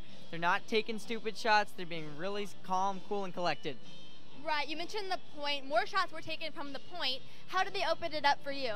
Honestly, I think their long-range passing was phenomenal. For example, that goal by Ed McGovern, pass from Connor Schmidt from the left side of the ice to the middle of the ice. That was absolutely beautiful. That just shows how much talent this ASU team has, and they're utilizing every inch of space that they can get. Honestly, if they stay in front of the goal and if they have the puck for much longer, it's going to be 5-1. Right, and I want to go back to your point about the physicality, because you brought up that Niagara, it's getting a little bit more physical. We did talk about that following last intermission, and it did pick up a little bit, and it kind of bit them a little bit. So, some adjustments for them. You know, Niagara, again, the aggressive play really hasn't been working to their disadvantage. However, you just can't keep that up against ASU for the full game. ASU is going to take advantage of your over-aggressiveness, and they're just going to work the puck around really easily. So Niagara really just needs to stay under control, take the Sun Devil approach, which has just been to let the game come to them. Instead of trying to force the issue, maybe take advantage of the few mistakes ASU puts out there. Right, Niagara does need to forecheck and be a little bit more aggressive, but what do you think? Well, I do feel like that Niagara's being a little bit over-aggressive. I think they're focusing more on hitting the players other than focusing on the puck. They're being extremely aggressive. They're trying to hit everything that they see, obviously, and so they're hitting ASU's players, but then they're losing the puck, and then ASU just handles it, and then that gives them more opportunities. So Niagara needs to come into the third period focusing more on the puck. They can still hit ASU, but they need to get the puck first. I agree. All 4 of Arizona State's lines are incredibly deep. You don't want to get too preoccupied with trying to get under their skin, because you allow for opportunities like that Tommy Cooney opportunity, for example, to go by. Speaking of Tommy Cooney, the third line. I mean, I keep bringing it up, but they've been clicking very well. And Chris Burkemper sort of filled that playmaker role. He tacked on his 3rd assist, assisting Tommy Cooney in his goal. He also had 2 goals last night. Talk a little bit about that line. Well, that playmaking capability by Burkemper has been huge. We see it on the first line with Liam Norris all the time, setting people up left and right. Burkemper has really taken over that position, and he's just doing a great job. Cooney's there all the time, Cummings is there all the time, and it's so in sync. It's really fun to watch. Right, and typically you'll see Coach Powers play with the lines early on in the season, but that line was something he was confident about the past 2 weeks in practice. He did hype that line. They skated together all during practice and were phenomenal. Your takeaways from the line? Well, honestly, I think the third line is gelling really well. The goal, assisted by Connor Schmidt and Chris Burkemper. Connor Schmidt has been everywhere on the ice. He's putting it all out there. You know, he's playing great defense and great offense. And then Chris Burkemper is just always in the right place at the right time. So both of them assisting the goal, it's gonna work out for their advantage later in the season as well. Right, and we will see, important note, there is speed on every single line, whether it's Ostertag, Cooney, Murphy. You can't outstate these guys, even Connor Schmidt, and the way Connor Schmidt throws the body. Troy Scott has been up in the booth. Veteran Troy Scott was talking about how he's never seen someone throw the body as much as Connor Schmidt before. But we'll see, will the Sun Devils tack on more, or will Niagara catch up? The game's getting ready to start here in a couple minutes. For Kyle Kirchhoff and Troy Lynch, I'm Allison Cummings. Back to Dom and Jason. Thank you, Allie. I'm here with Jason. I'm Dominic Catronio. Jason, third period, you talk about the physicality before we headed into the break. Now, ASU really, they're in control of the game without a doubt. How can they make sure they keep that stranglehold on Niagara right now and not let them back into this one? The Sun Devils have to stay a step ahead of Niagara. That's where they were the entirety of the second period after a little bit of early scuffling in the beginning. ASU has been able to separate themselves from Niagara with better speed, better pace, and honestly just, hey, more depth. That's what we saw last night. We saw a third period where the Purple Eagles really just ran out of juice while the Sun Devils were able to tap into their 4 lines of depth. ASU can do it again tonight, they'll stay a step ahead. They'll win this game. Now, on the flip side, how does Niagara get back into it to tie this thing up and maybe make things interesting at the end? Well, first of all, Niagara needs to find something inside, keep that aggression up, keep their physicality up. It's going to be tough. They are definitely overmatched in terms of depth in this one. Once they can do that, if they keep their feet active, keep their sticks active, stay in front, stay in the ASU passing lanes, they can make things happen on the counterattack. That's what happened for goal number 1 way back in the first period. Well, now they flip sides and we're ready to go. Niagara working from left to right, ASU right to left, as they were in the first. Niagara scored the only goal going this direction. That came off the stick of Austin Wari. Here behind the net, there's a chance in front, but no shot off of the stick. For a moment, ASU lost vision of the puck. Blumgren gives a pass up to Belanger. Belanger has Udez to his right. Now he sends a shot, this one just a bit left. Good slide away from Parda, but he didn't touch it. Udez, him and a man fall down. Oh, good keep there by Schmidt. He sends a bouncer in front, and Parda allowed a rebound, but first to get to it was a Purple Eagle. Another intercepted pass, though. Murphy was there, but his touch was just intercepted by Helbig, who sends a high puck in. Levin opts to just drop it off for Schmidt. Nice move there to avoid one. He's got 2 more in front of him. He sends one high. Hits off the very top of the glass and stays in play. Sent around by Highland over to the far side. Temby is there. Got a stick on it, but not much else. Puck comes free over to the red line. Blessing picks it there. Circling around back into his own zone. He drops it off for Temby. Temby up ahead. Try to get it to Schmidt, and a whiff from Worry. Schmidt had it under his skates, and he gets it stolen from Gregory. From the left circle, he circles around. Far past to Highland. The defenseman sends one in down low. A deflection chance, but it was missed by Niagara and off of the leg of Levin. Schmidt again.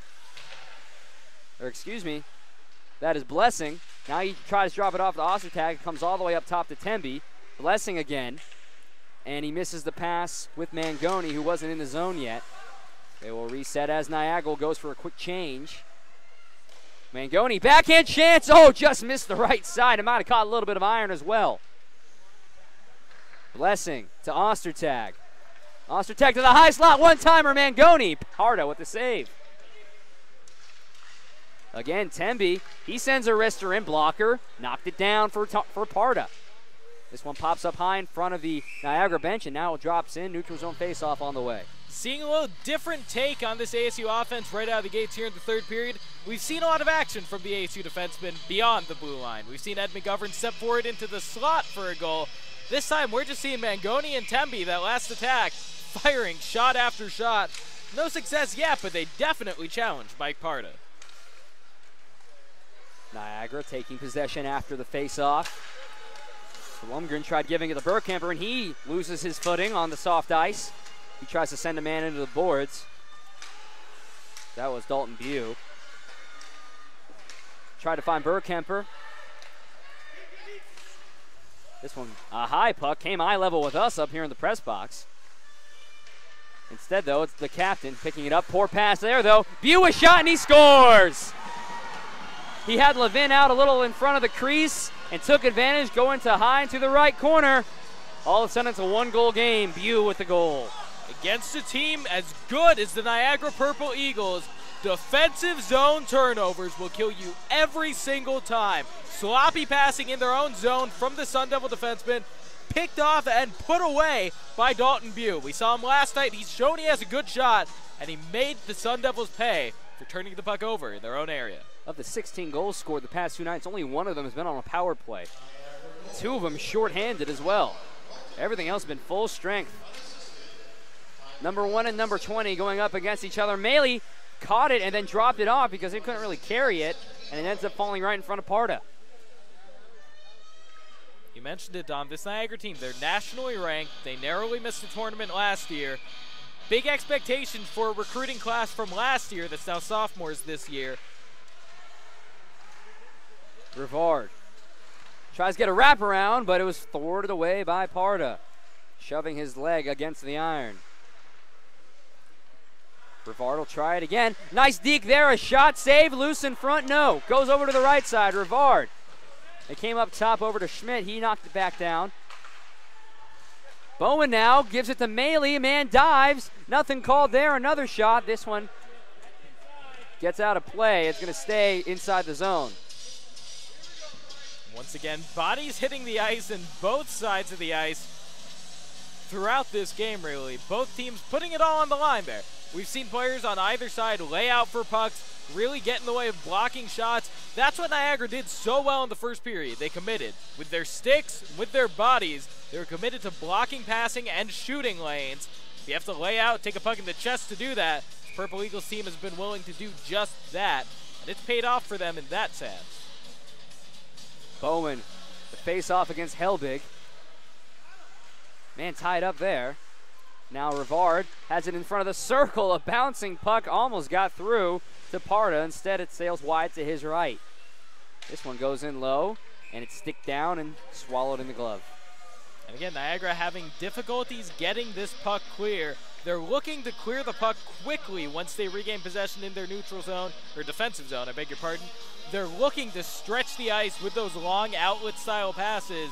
If the Sun Devils can keep their sticks in front, keep the puck in their attacking zone, it's going to be a long night for these Niagara defenders in the third period. Near circle. Murphy will take it for ASU.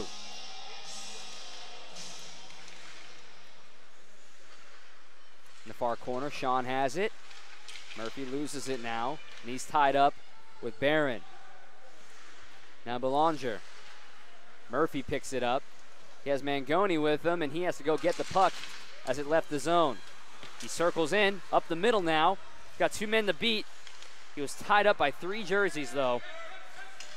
Murphy goes and gets it, gives it to Temby. Temby off the boards to Udez.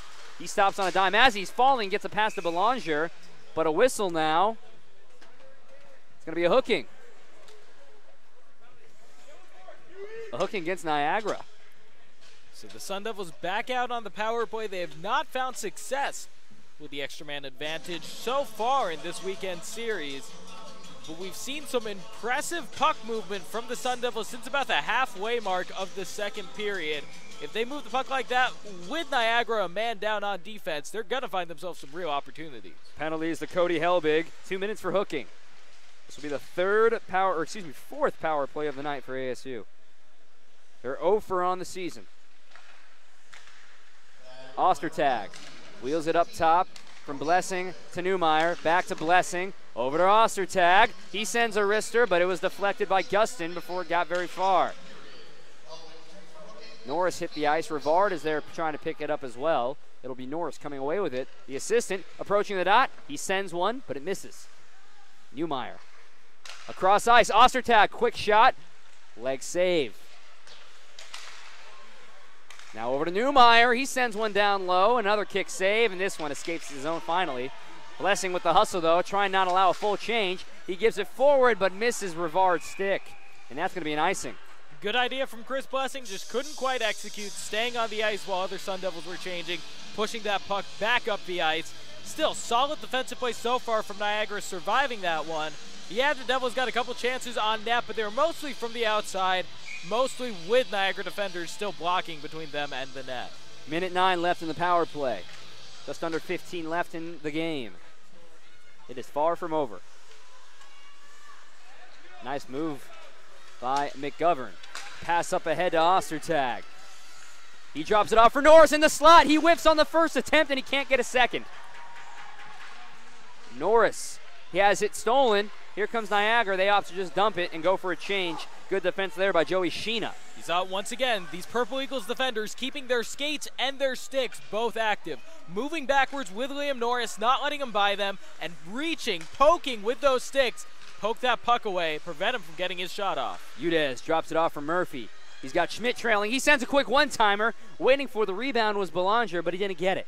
One-time chance for McGovern. Another kick save from Parda. He stepped up his game here in the third. Boy, when McGovern gets that wind-up going for his slap shot, Parda's been bracing himself for those. A fake slap shot from Belanger. Backhand chance, no. And covered again by Parda. He is on his head early here in the third. Absolutely crafty play from the Division I transfer Ryan Belanger, but impressive work from Matt Parda. All power play, and you're right, Dominic, all period long, keeping his eye on the puck, not biting on the fake, staying with it, and hey, moving his body as well to smother that chance. 9 seconds left in the power play. That has Hellbeg in for hooking. Face-off won by Niagara, and that's huge. Cummings in pursuit. Comes up top to Rivard. Rivard tried to get it to Mangoni, and he didn't keep it in the zone, and he touches it anyway. It's offside call. And it also puts Niagara at full strength. So a good PK once again from the Purple Eagles. Sun Devils stay over on the power play so far this weekend and this season. Impressive play from the Purple Eagles. Good movement on defense and a great period so far for goalie Mike Parda. He's doing his end of the bargain, keeping Niagara in this game against the high-powered offense of ASU. Burkemper couldn't connect with that puck. Niagara trying to get a forecheck going. They have one goal this period. They need another. This one goes high up off the glass, deflected away by Mangoni. Gianni picks it up again. He has a goal tonight. Over to Temby, his fellow defenseman. Intercepted pass in the offensive zone. A shot saved by Levin. It goes back over to him. Kicked around. Chamberlain fighting for it. Back goes to the slot. Mangoni got enough of his stick on it to make sure it didn't go to a Purple Eagle. Here comes Cummings, a one-on-one. A shot. Blocker save. Rebound chance for Bergkamper. He couldn't get his way towards the net. He had to circle around towards the boards. Big chances for both these teams in the past few moments. Again, defensive zone turnovers. ASU had another one and another scary opportunity. Robert Levin bailing his defense out. Up here to Bowen. Bowen gets a shove, a big one from Patrick Ryan. Maley couldn't keep it. Now Gregory has it. The captain, Blumgren, pokes him and checks him. Rivard, he collides with Ryan. Sustak got it, but Rivard intercepted his pass off to the boards. Bowen stops on a dime trying to pass it to himself. He can't. The puck goes airborne and came all the way back to the defensive zone for ASU. Blumgren receives a pass from Newmeyer. Up ahead off of Bowen's stick to Rivard. Enters the zone, and 3 black jerseys swallow that one up. Maley now picks it up from the left side. Over to the right to Bowen, but it was behind his heels. Not exactly scoring potential. Newmeyer tried to get it to Maley. Nothing doing there. Niagara 3-on-3 here. Gregory coming in fast from the left side. Backhand chance, but it's poked by Levin, and nothing doing there. Icing waved off. Gustin will have to get it. Allows a change for ASU. Blumgren now. Backhands it off of the linesman, though. Goes in and out of the zone. Belanger there picked it up. Newmeyer over to Blum. And he misses it again. Gregory is there. Udez ended up on the ice. Newmeyer picks up a loose puck. Now Andrew Mitch from the red line sends it back in just inside of it, so it's no icing. Newmeyer to Blum. Approaching 11 minutes left in the game. It's only 1 goal. Belanger to Udez. 3 guys in front of him. He beats one. He sends one low right onto the leg pads of Parda. The Sun Devils have to clear up their defensive zone passing if they want to stay ahead in this one. Niagara applying a lot of pressure in their attacking zone even once they've turned over the puck. These Sun Devil defenders, they're feeling the heat a little bit. So far, it's cost them 1 goal here in the third. Could have cost them a second. This one comes up to the point. Schmidt to Ostertag. Now it comes free. A high puck, but there's no Purple Eagles there. It'll be McGovern. Slightly contested from Ledyard. It comes up top.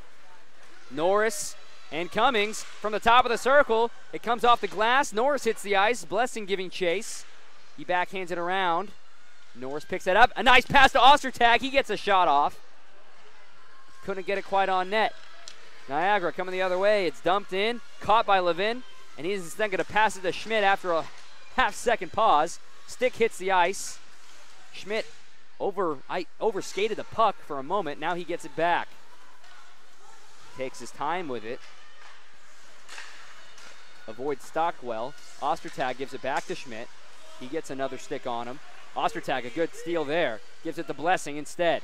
From the right side, far boards, down below the crease. Trying to get by a man, that's Radwan. Chamberlain now, he gets it in to the offensive zone.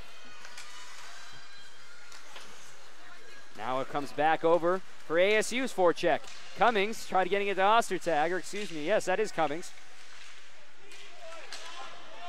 Temby back to get it. Mangoni. Cooney out on the ice now. Ostertag heading to the bench. Third line right now for ASU. Bergkemper, Cooney, and Cummings. And just under his skate, icing is the call. Sun Devils, be sure to tune in to Cronkite Sports Live every Friday at 2:30 p.m. for news, analysis, highlights, and more for ASU Athletics. You don't have to go far. It's live right here on the Cronkite Sports YouTube page. Remember, Fridays at 2:30 for Cronkite Sports Live, following everything ASU. You're going to want to see this. In the defensive zone, ASU trying to escape it. Past the halfway mark in the third. Puck comes down in the neutral ice, and a whistle here. Cummings had hit the ice, and they're going to bring a face-off into the offensive zone for Niagara. We'll see if Niagara can capitalize on this one. This has been a real back-and-forth third period so far. Niagara, yeah, they got their lone goal off of a defensive zone turnover, but they've been able to advance the puck, haven't been smothered by the Sun Devil attack.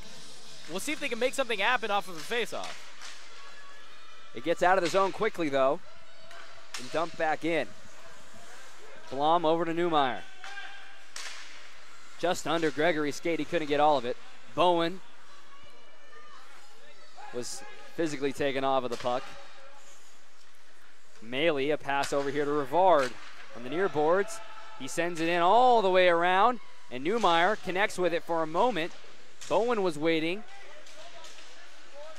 In the far corner, man falls. Sticks everywhere.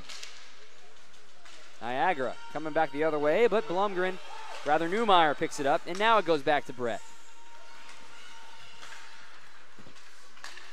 Rivard enters the zone with Maley to his left. Now he'll rattle it around. Murphy and McGovern come onto the ice. Schmidt as well. There's Ed. He knocks it down with his hand and sends it in immediately. Belanger now on. Second line. Ryan back in. Patrick Ryan now. Sends it over to the far side. Way up high and into the netting. The netting playing a role there, as we've seen some back and forth all over the place hockey here. Really, it's a slugfest out there. The physicality may have toned down a little bit from the second period, but both of these teams, they're hustling back and forth. They're dumping and chasing. We've seen a lot of puck battles here. Still yet to see who's going to come out on top. Here's a chance for Udez, and again, it's clipped up into the netting. It's been about 4 or 5 minutes without a full quality shot. Absolutely. No one's getting a chance here. Contested near the neutral zone, contested in either team's defensive zones as well. Both defensive staying active, getting in front of things, and neither offense really able to find that magic spark, the little extra something to burn their defenders and get a good chance on net. Schmidt kept it in at the point. Instead, it goes up, and Niagara gets a turnover. Coming in was Bew. He's got McGovern on his back, and there's a shove from Ed McGovern. Introducing himself. Now Udez up to Belanger. Here's something brewing, a chance in front of the slot. They were just looking for one little poke. Couldn't get it from Cooney nor Udez. Cooney comes away with the puck, though. He stops at the dot. He sends a shot, but again, a stick interferes with that effort. Udez. He falls. A lot of guys losing their footing tonight. Murphy. Schmidt now back on the fence. And it goes over to the left side. Patrick Gregory couldn't get it, but now goes D to D. Ryan. Long stretch pass. Just enough to stick knocked down by Gregory. Bew getting entangled up with Ostertag. Norris was down there, but the puck ended up squirting over to Parda to cover it up. Still, back and forth neutral zone hockey. No chances developing. You know, on one hand, yes, the Sun Devils have the lead. They're burning out the clock with neither team getting a go at this. Still, Niagara's been the team in tonight's game that's been able to capitalize on those neutral and defensive zone turnovers, that's been able to break away from the Sun Devil defense. I'd say this back and forth shotless style benefits the Purple Eagles. Blessing was knotted up there, and a shove from Temby. Not much going there. Mangoni and another man collide. Puck comes free down to the offensive zone, nearly offsides, but a chance for Niagara, and it's poked away by Levin. Great heads-up play by him to thwart the efforts by Dallas Sustak. Back behind the netting now. Highland had it, stolen. Ostertag tried getting it to the slot. Newmeyer was tangled up. Niagara coming the other way. Gregory. He has Helbig. He has to stop and retrieve the puck. The poor pass. Try getting it to the slot. No good there. Blessing picks it up. Under 6 minutes left. Still a 1-goal advantage for ASU. Blum sends it forward to Blessing. He gets shoved right into our microphone.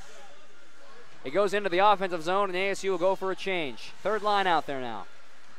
Cummings, Cooney, and Burkemper. Blomgren, he gets a hit from Sustak. Cummings into the offensive zone. He's got Murphy streaking. A shot! Just a bit wide. Burkemper in the middle of things. A lot of Niagara sticks have fallen tonight. Cooney enters in, but now offside is called. It was Burkemper who caught himself on the wrong side of the line. Yeah, Cooney with a little double move there that Burkemper was not expecting.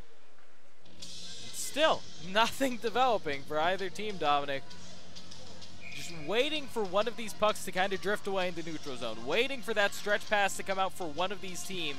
There's a breakaway waiting to happen in this one. McGovern to Cooney. Burkemper to Cooney. To the high slot. Bouncing puck. They get interfered with. No call. Cummings. And Cooney again. He has been spinning around, but not under his own power. Just trying to avoid these checks. Burkemper gives it over to McGovern. Under 5 minutes. McGovern up ahead. Poor pass. Cooney couldn't hang on. Here comes Niagara the other way. A shot into the pitchfork. Levin hangs on. Tough choice there for that Niagara attack. Again, no extra man on that breakaway. It was even 3-on-3 on the break. You have to think maybe the extra pass, maybe some movement along the lines, work Levin back and forth. Still, sometimes against a goalie like Robert Levin, your best is keeping him off guard. Maybe able to catch him by surprise with a quick pull-up wrister. Bowen loses the face-off. Niagara gets a shot quickly, but it never really hit Levin. Rivard now across the red, and he dumps it in, coming all the way around to Maley, one of the newcomers. Over to Bowen, a returner. Nice move there to avoid a man. Gives it over to Mangoni, another newcomer. His shot is the forward of the way. He avoids another man, getting closer to the slot, but it's stolen. This one comes in close now. Maley is in front. Rebound chances, none, because Parda gets it under his leg pads. ASU missed a good chance there. Absolutely. Connor Maley just lurking in front of that net, waiting for something to squirt out to the slot. Good play by Mike Parda, not allowing that puck to go 5-0 on him. They were looking to go between his legs. Parda able to clinch those blockers together, smother that puck beneath him. If that puck got away from him at all, Connor Maley was ready to pounce. Loose puck there, chance for Blessing. Now a whistle. Net knocked off. Just barely. Again, Niagara found success. They found that first goal in period number 1.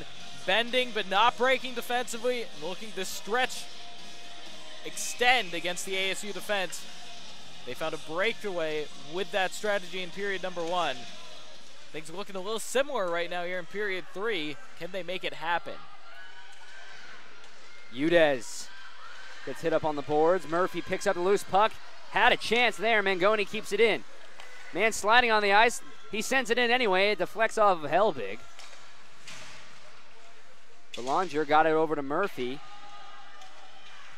His leg is smashed up against the boards for a moment. Udez gives it back to Murphy. Udez lets it go by him.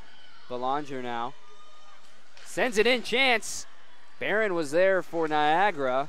He got a stick on it to avoid it. Parda making a save. Big slap shot from Mangoni. It was redirected, and it actually made Parda make a save. Murphy. Back down to Udez. Udez tried getting it a centering pass. No good there. And it comes free to the neutral zone. You have to imagine ASU will go for a change, which they do as the puck trickles behind the net. Yeah, both teams with big changes as the clock winds down in this one. Niagara, they might have to look to stop counterattacking here. They might need to try and push the pressure themselves, try to bring some defensemen forward and put a puck in the net. They need to create their own forecheck right now. Bew from behind the crease, over to the near side. This one sent in off the back of the leg of Mitch. Norris gets a steal though. Gives it to Ostertag. Blessing streaking up the right side. He's working towards the center, and he has it pickpocketed. Up here, a stretch pass across the ice, and another good one into the offensive zone. Chamberlain giving chase. Schmidt coming in on the fence. A chance in front, but it goes wide. Wide open net for Bew, but it was stolen away by Liam Norris. The only senior on the active roster passes to Blessing. A chance in front, and a goal! Ryan Ostertag. 4 goals in 2 games. ASU might have just put this one on ice. It's 4-2. And that's what every team wants to see from their top forward. Pressure's on. Team's just up by 1. Otag able to find the far post, put that one away, and he knew that was a big goal. Makes it a 2-goal lead here with 2 minutes left. That chance only existed, however, because of Connor Schmidt's effort back on the defensive end. You were right, Dominic. Robert Levin was beaten behind the net. Levin had open net to his left. You know whose stick was there blocking that open area, sending that puck away? Connor Schmidt opening up the ice for his teammates. Now Patrick Gregory gives it over to the left side. Big slap shot on the way, saved in the crease. A shot, and Niagara responds. Huge goal for Niagara. This one ain't over still. Just in a span of not even 15 seconds almost, it seemed like. Absolutely. You can bet we're going to have a real finish here at Oceanside Ice Arena. It looked like Austin Wari, once again, he was involved. I'm not sure if it was him who laid out for that one. Tipped that puck in. We've seen earlier in this game a scenario where Robert Levin laid out for a puck, as did a Purple Eagles forward. That first chance, Levin got there first, sent the puck flying away. This time, looked like Austin Wari, full extension, able to just knock that puck past Levin. It is indeed Wari. Assists from Radwan. Rivard sends one in, block it away. Maley sends it back around. Radwan gets another assist tonight, but here comes Helbig looking for the equalizer, blocked away by Mangoni before it gets to Levin. 90 seconds left in the game. Temby circles it all the way around and was touched by a Purple Eagle, so no icing.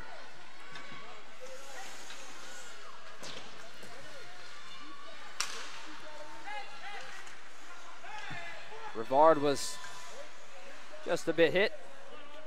Helbig tried getting it over to the defenseman Radwan, who is filling in for the injured defenseman Michael Skopinski. There's a shove in the slot. The puck is free for a moment. You hear the announcement. Just one more minute. ASU fans trying to rally behind the maroon and gold. There's a low puck in. Deflected up high off the cage. Ledyard was there. Helbig punches it down. Ledyard gets it back, but they're going to call it. Offsides. Wow, the puck never escaped the zone, though. Tough call. Are they going offside? Could that have been a hand pass? Tough call. Either way, the Purple Eagles bench did not like the whistle. They really have the pressure on here with 43 seconds left. No matter how this one ends, this is an incredible effort from Niagara. Playing with a traveling squad with an injury early in the game against the deepest team in the ACHA in the Arizona State Sun Devils. They've been able to keep pace. This team is not exhausted out there. They found that extra effort, that little something inside. I know it sounds cliche, Dominic, but there is no way these guys should be able to be still out there playing at this high of a level after such an exhausting 2-game series with Arizona State. Niagara will take their lone timeout right now with 46 seconds left. In fact, the referee added 3 more seconds at the end of that play. With this break in the action, we'd like to preview some upcoming games for the Sun Devils. Next weekend versus Westchester, you'll be able to catch both of those games Friday and Saturday here on the Walter Cronkite Sports Network. Then at Minot State, big-time ACHA matchup October 3rd and 4th. And they're back home, Arizona, October 10th and 11th. That's the banner raising night as well. Absolutely that series. No coincidence that the banner's going up against U of A. You can bet on that. Looking forward to that. Here we go, neutral zone faceoff, 46 seconds left. Niagara in desperation mode. They have not pulled Parda. And this is why, because Udez is already in the offensive zone. Highland getting abused by him. Niagara comes away with it, gives it to Gregory. Parda's coming out. He's about halfway. It's still in the neutral zone. Udez really scrapping for it, 23 seconds. Because of all this time wasted, it's not allowing Parda to get off the ice. They don't know when it's going to come out. Now he finally heads in. Parda is off the ice. 6 men on.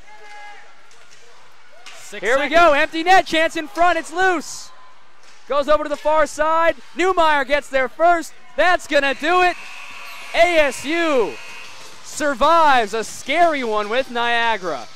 4-3 final score. The effort of Patrick Udez on that last sequence, the last 40 seconds of that game. Niagara had control of that puck. They brought it up through the neutral zone. They were getting ready to pull their goalie. Niagara was in control, ready to go for 40, 30 seconds of 6-on-5 attack. Patrick Udez locked that puck up in one of the longest puck battles of the night here at the near boards in the neutral zone. Patrick Udez, again, such high effort up on that second line, making a big difference there down the stretch. You have to tip your cap to Niagara for the effort that they showed here in the third period. They would not go away. You thought when Ostertag scores that goal, 2-goal lead with 2 minutes to go, nope, they score 14 seconds later. It's just they never said die in the series, or in this game rather. They end up losing by 1, but still, they can come away with their heads high considering how hard they competed. And, you know, talking to Coach Berdzikowski, he says they like to face a top 10 year to start every season. So comes away out here to Tempe from upstate New York. They're going to go in learning a lot. They're become better because of this. You have to imagine Niagara's on their way to having a really good season, don't you? Absolutely. This is a team that just barely missed the ACHA National Tournament last season. I'd bet that they're punching their ticket this year. You're very right, Dominic, going across the country from upstate New York to Tempe, Arizona, battling it out with the #1 ranked team in the country, the defending champion Sun Devils. It's all downhill from here for Niagara. Their schedule will not get more difficult than this opening weekend matchup. I'd expect big things from this class, this Niagara team.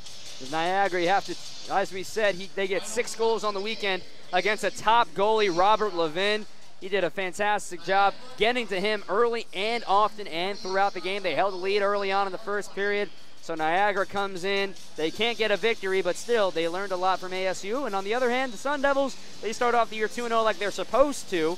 Maybe a little more nerves than they anticipated, but still, they survive against the Purple Eagles. Well, that's going to do it for us up here. For my partner, Jason Chesler, I'm Dominic Catroni. Let's get ready to send it over to the post-game report with Allison Cummings, Troy Lynch, and Kyle Korcheval.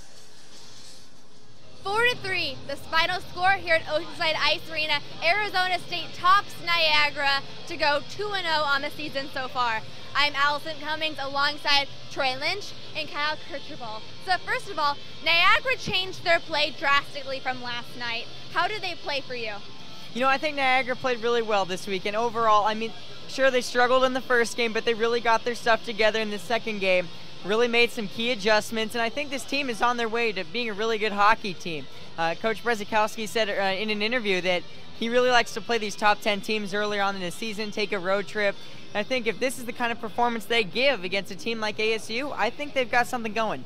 You mentioned playing a top 10 team. Niagara has never been in the top 10 of the ACHA. What they did coming into a game like today was play more conservatively and wait for Arizona State to mess up so they can capitalize. They learned last night that trying to contend with Arizona State wasn't going to work as well, and learned in the second period that being physical wasn't the answer either. The conservative play helped them out. What did you notice from them? I just noticed that Niagara was extremely tough, not just physically, but mentally. Coming from a bad loss last night, they came into this game on fire, and they let it all on the ice. Hitting their players and then going right for the puck. That's exactly what they needed to do to keep this game close, and that's exactly what they did. You know, I really wish I could have heard Coach Brzezikowski's speech in the locker room following last night, because whatever that speech was, it worked. And the speech after the second period too. I mean, he really reeled his team in. If what a top 10 ranking's the goal, I think it's definitely achievable. Would you guys say? Absolutely. Absolutely. And with that, transitioning now to Arizona State's play side, how do you feel that they did? Arizona State did exactly what we expected them to do. They stayed calm the entire weekend and really took advantages of the opportunities they had. For me, the biggest thing was the depth. You hear so much about it, and Coach Powers loves to talk about it, as he should. And it was great to see that on display this weekend, guys on the second and third line really contributing as much as you like to see your first line do. So overall, extremely balanced, and I can't wait to see this team play the rest of the season. Right, we saw some goals from McGovern and Mangoni. Those were new. And then we also saw the addition of Kyle Bowen, again centering a line here tonight. He played D1 2 years ago, was academically ineligible, played D2 last year, and is now back on D1. What were your takeaways from Arizona State? Honestly, I didn't think Arizona State played all that well. I thought they were kind of sloppy in their passing, at least in period 3, both defensively and offensively. When they were on their defensive side and the puck was behind the goal, they would pass it to the center of the ice, and then it would get intercepted, caused by a goal by Dalton Bew, of course. And that was a beautiful interception and a beautiful shot by Dalton Bew. But they cannot keep doing that, you know. If they want to win more games and if they play better teams, that's not how they're going to win. And when they're on the offensive side of the puck and they miss passes, it goes back into the neutral zone, causing turnovers, and then just more shooting opportunities for Niagara. And you know, typically Arizona State is a third period team. They tend to perform well in the third period, but they came out and that was not Sun Devil hockey. They did not perform to their best ability. But once Dalton Bew scored, they kind of woke up a little bit. Hey, wait a second, they're catching back up. They were only down by 1, and Arizona State kicked it into gear again. But now the biggest question is weekend takeaways for both teams. Kyle, do you want to start it off? Sure, yeah, for both teams, I think we saw some good hockey out of both teams. Obviously a closer game here today. But the biggest thing I think for ASU going forward is, as I said earlier, the depth is going to be big, and just making sure they don't turn it over right in front of the net. We've seen so many turnovers in their own zone, and that's what's going to lead to teams scoring against them, especially when you have the edge skill-wise, speed-wise. That's the one thing you can't do. You can always make good plays and everything, but you can't hurt yourself. All right, well, those are the takeaways. We're going to wrap it up now because the press conference is getting ready to start. We're going to send it right over that way. But for Kyle Kirchhoff and Troy Lynch, I'm Allison Cummings. Good night. And we'll go back to the drawing board and go into next weekend. Robert Levin, he's allowed 3 goals now. He only allowed 3 once last season. Are you all worried, or what's going on? I'm not worried. He's certainly not himself. He wasn't this weekend. He's looked good in practice. He's still working hard. You know, he's shown a chink in his armor, but every great player goes through that, and he's a great goalie. He proved that to us last year. There's absolutely no wavering. He is our starting goaltender, and will continue to be. And at the end of the day, he just got us to 2-0 in the season. Why do you think you weren't able to capitalize on power plays tonight? You know, I think I mean, 2 brand new units that we need to get some more work, and we might need to make some changes, and we'll figure that out as we go. But we've had 2 practices where we've focused on power play leading into this weekend. It's just an early season, so we have a lot of chemistry to develop. And then we got a chance to get a look at your different matchups for your penalty kills. Can we expect to see any changes in those units? Yeah, I mean, we've always really killed by committee. You know, minus Colin Heckel and Caleb Delinsky. They were 2 guys that were really good at that. So it's just a gut instinct thing on the bench. You know, I mean, we have a lot of guys that work hard, and I think need to be rewarded with extra ice time based on their effort 5-on-5, and that's kind of how we'll go about it. You mentioned last night physical play. You saw that a little bit more tonight, and you saw a couple of shoving matches back and forth. What do you think about how that happened and how you guys managed to stay composed? That's we have to. You know, teams do that to us. They play us physical. They try to get under our skin and take us to the box and not put us in the power play because we have a skilled group. So we'll get the power play working, and I'm proud of the guys for staying disciplined. They didn't go to the box, a couple times? Maybe one or two penalties. So, and one of them was really questionable on regard that shouldn't have been a penalty. So, great job. That's definitely a learning positive we can pull away from tonight. Tommy, 2 goals, 2 games. Is this how you expected to start the season? And coach, is this kind of how you expected to start the season? I'm just excited that it happened, but I got to give all the credit to my line mates. I mean, in practice and tryouts, we were flying out there, so I mean, none of it would have happened without them. So. Yeah, I expect production out of him. You know, he's a fast, skilled, talented kid that is a really good hockey player. So I still don't think anybody's seen the best is yet to come from him, but he's off to a good start this year offensively, and we got some positives to definitely draw off of. Last night you said the blue line played just okay. How do you feel it is tonight? As a unit, you know, I mean, we had our captain's got to be better. He's got to be better. Period. End of story. He struggled this weekend, and I don't know if it's the extra burden of wearing the C, but he's made mistakes 2 nights in a row now that the guy wearing the C cannot make from the back end. So he needs to be better, and then it all needs to kind of trickle down from him. But overall, we had some really good guys back there tonight. You know, that giveaway in the third just that can't happen. Coach, you got to see the new recruits in the game type environment this weekend. How would you like their performance so far? New recruits? The new recruits. Great. I mean, we just gave away 3 game pucks for guys that scored their first goals. This kid, you know, Johnny was probably our best overall defenseman all weekend. You know, in all 3 zones, he was really good. So I'm happy about that. I thought Connor Maley played well. Eddie McGovern played well. So the rookies are off to a good start, but the vets have got to step up. Gianni, at the end of that first period, you got caught in that 2-on-1, and then at the start of the second period, you came out and slapped in the first goal of the game. Can you walk us through that goal? Coach just said when the dressing room start shooting the puck more, so crossed the blue line and thought, why not get on net? And thankfully went in. Did Bobby even get caught in between that and the breakout? Kind of, but happens, you know. So, Gianni, I know you have that nickname, Johnny Hockey now. I know it has to do with you, Emerson, but so how did that come about, and how are you liking that? I don't mind it. It's kind of cool. I've never heard it before. Came out of nowhere. I don't know where it came from. On the podcast, man. Those two were just. Let's go there. Coach, what do you think of that, Johnny Hockey? Johnny Hockey, it's creative. It's creative. It's a playoff of Johnny football. Yeah. Right? Yeah. Well, hopefully he can live up to that billing. Any chance you could ever score a goal and pull one of those? I don't know if I'll be doing that anytime soon. We'll see.